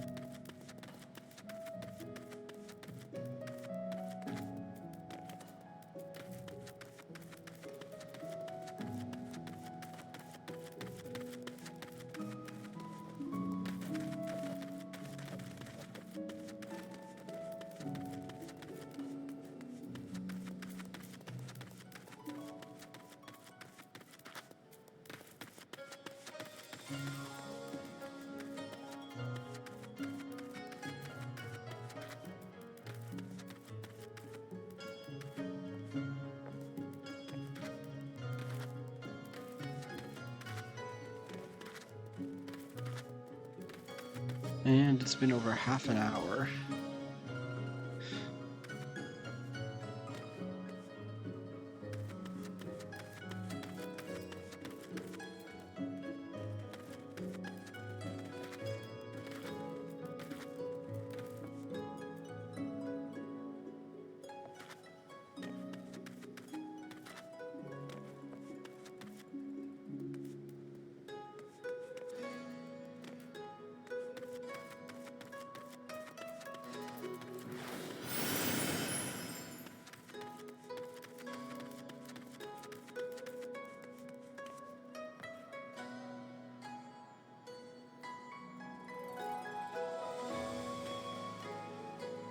Yay, I figured it out.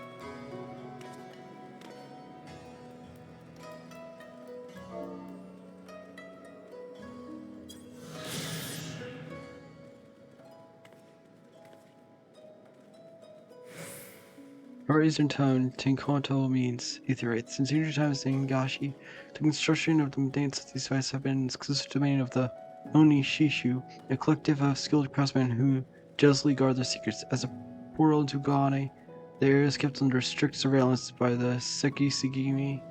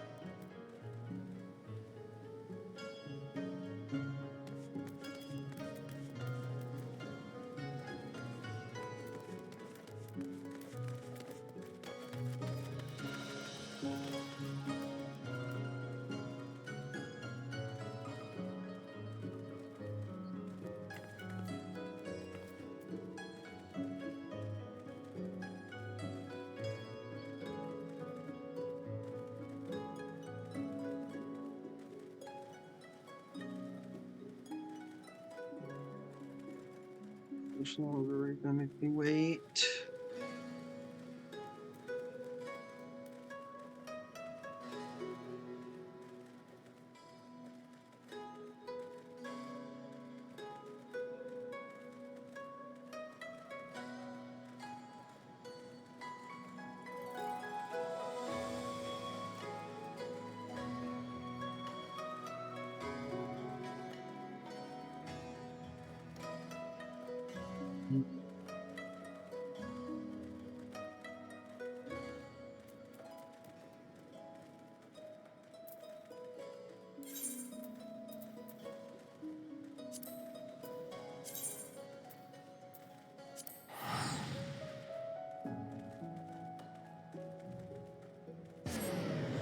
Yeah, I'm pretty sure most of them are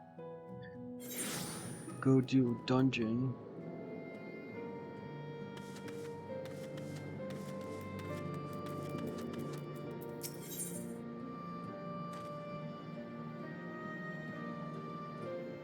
I'm assuming that's the dungeon over here.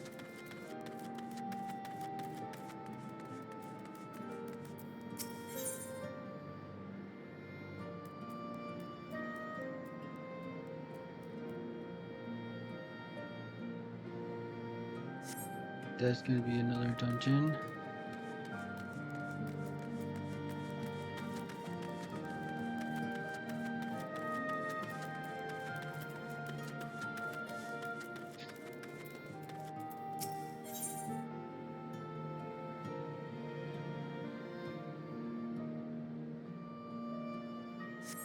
There's one.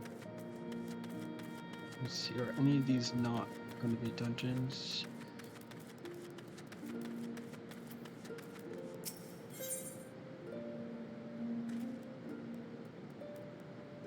What one? The one that I just did?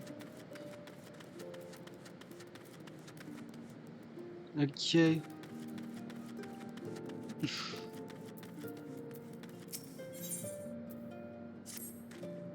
Still one hero resistance. I wish to thank you for your constancy and service to our cause and share with an opportunity which I may believe may be of interest to you. There is a great wise man, a veteran of countless battles, who waits for you outside Rogwar's Reach. Go to him and he will unfold all.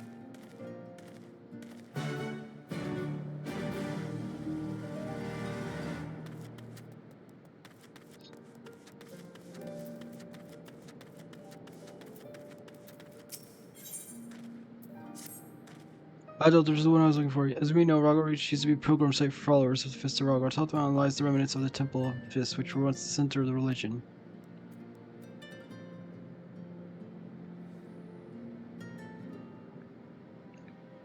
It was filled with...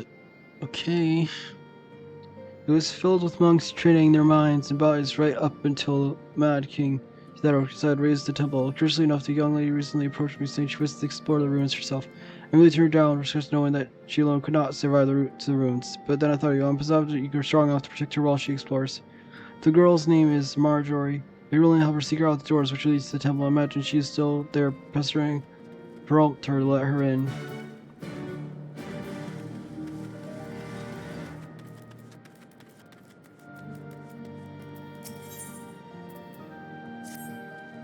Excuse me, miss. You're Delta, right? Name's Phil. I newly joined the Garland Artworks. Pleased to meet you. I hate to be a while, but I've got somewhere I'd like to see you. Wedge told me he asked you once to peek inside the fractal continuum, is that right? Well, the thing is, we recently detected a strange signal coming from inside. Knowing our luck, it's likely some ancient Allegan weapon run amok, but we don't know for sure until someone goes to find out. We're hoping that someone be you if you're up for the job. Oh, thanks to God. I'll see you in Oz's Law then.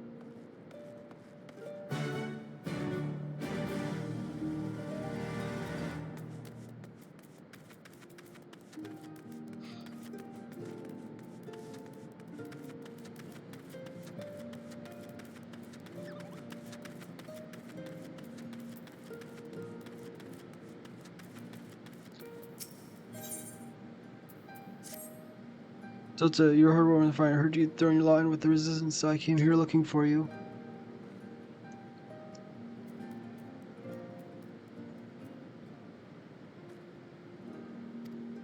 Stays around in the bother, back at the Arboretum, and could use your help. If you're not too busy breaking your fast on Guardians or whatever you've been doing out here, we'd be glad of your expertise. If you fancy leading a hand, I'll be over at the sink.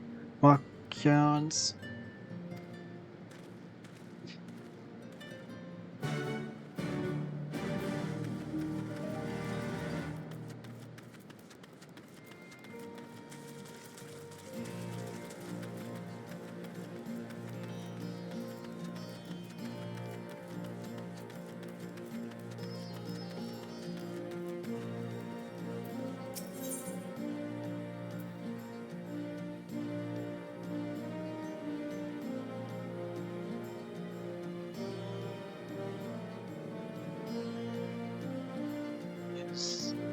This one just relic stuff.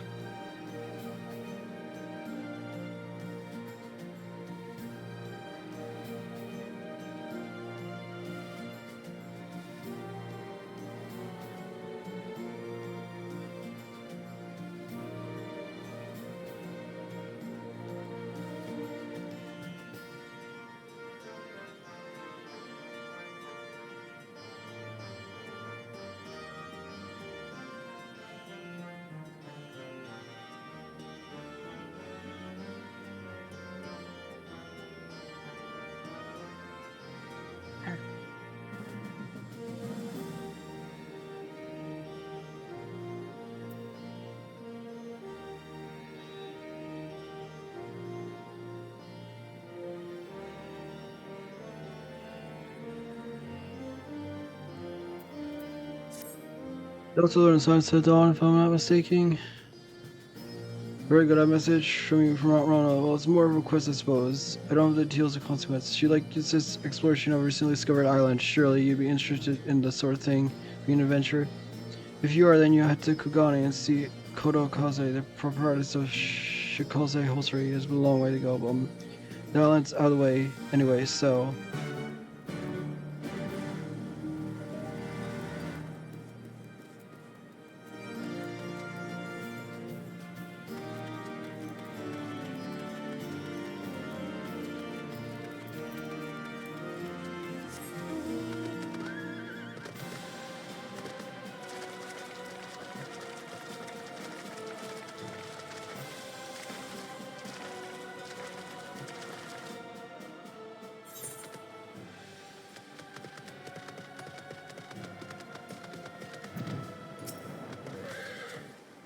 It is you, legendary adventurer, instrumental in the liberation of our homeland. I, though I took an army to see it through, I have heard tell a singular accomplished both here and faraway lands. Yea, be a warrior through and through. I rest free to challenge the one who lives for the moments when all hangs in the balance. Says aloud, no, of course I am. Not far from here is the place where the monks of first Ralgar once honed body and spirit, the circles of answering, and by the grace of our Doman Patron is reborn. Shu fights strength of stone, unyielding, breathes deep boundless sky, and embraces serenity rolling. Sea against her none can stand.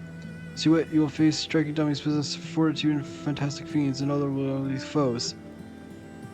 Attack them with all your might and main, and should you triumph with a lot of time, you'll know the strength to defeat them.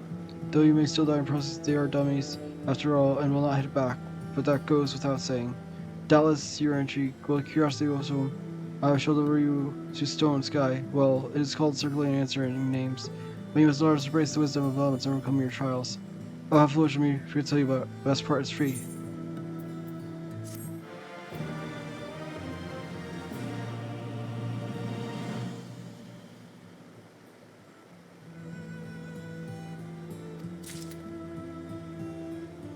Mm-hmm.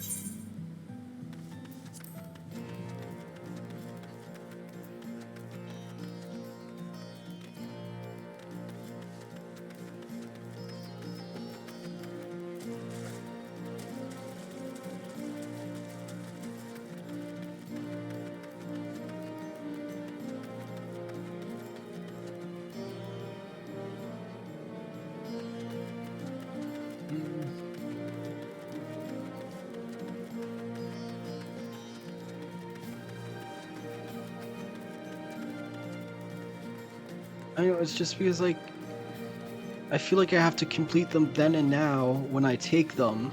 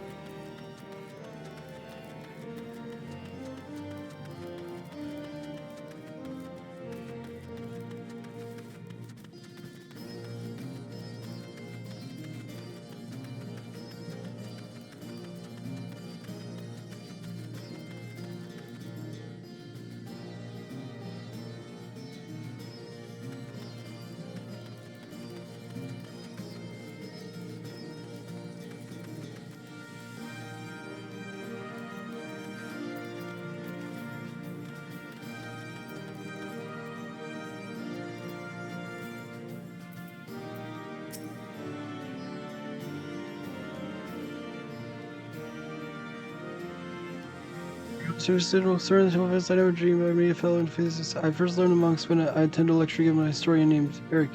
Versus I've continued to be fascinated by the creed and approach to life. I thought I would come pay a visit to the site most revealed temple, though the empire has been driven out of the region. The only issue is the man will not let me pass. The monks use the path as the temple to train. It is filled with all kinds of traps and obstacles that cannot be overcome by just anyone. It's firstly those traps and obstacles that I wish to study. Everything I've read states that those who are able to reach the temple will come face to face with the monk of legend. Does it not pique curiosity in the slightest? Who know what kinds of lessons one could learn from a monk that has mastered their art? You wish to know, don't you, adventurer? You're one who helped to resist defeat Xenos, but yea, Gauls. Well, you should be more than capable of handling whatever the temple has thrown at you, then. In fact, if you're keen to explore what lies beyond doors, would you mind if I joined you? If you're fairly familiar with the layout of the temple grounds, from all reading I have done, I know I can be of help. Oh, please take me with you.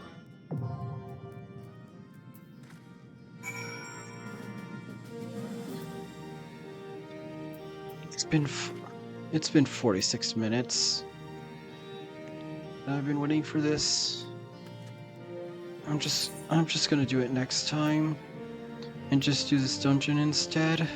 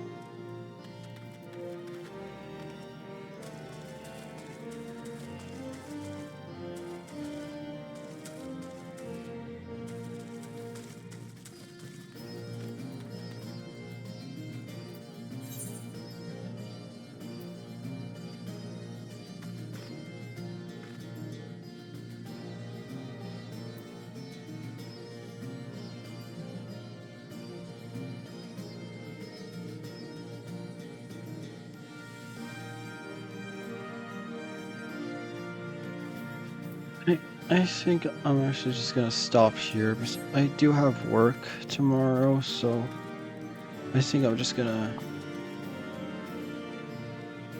try and relax.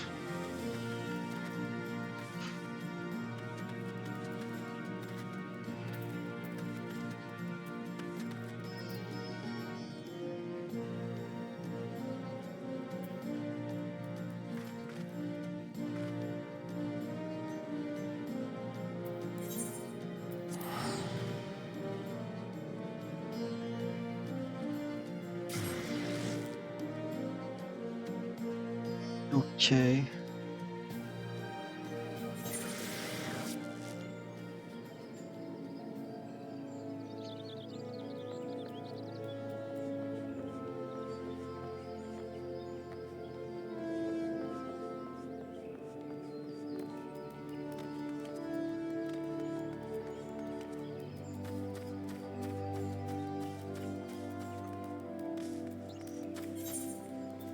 Just hide these for now.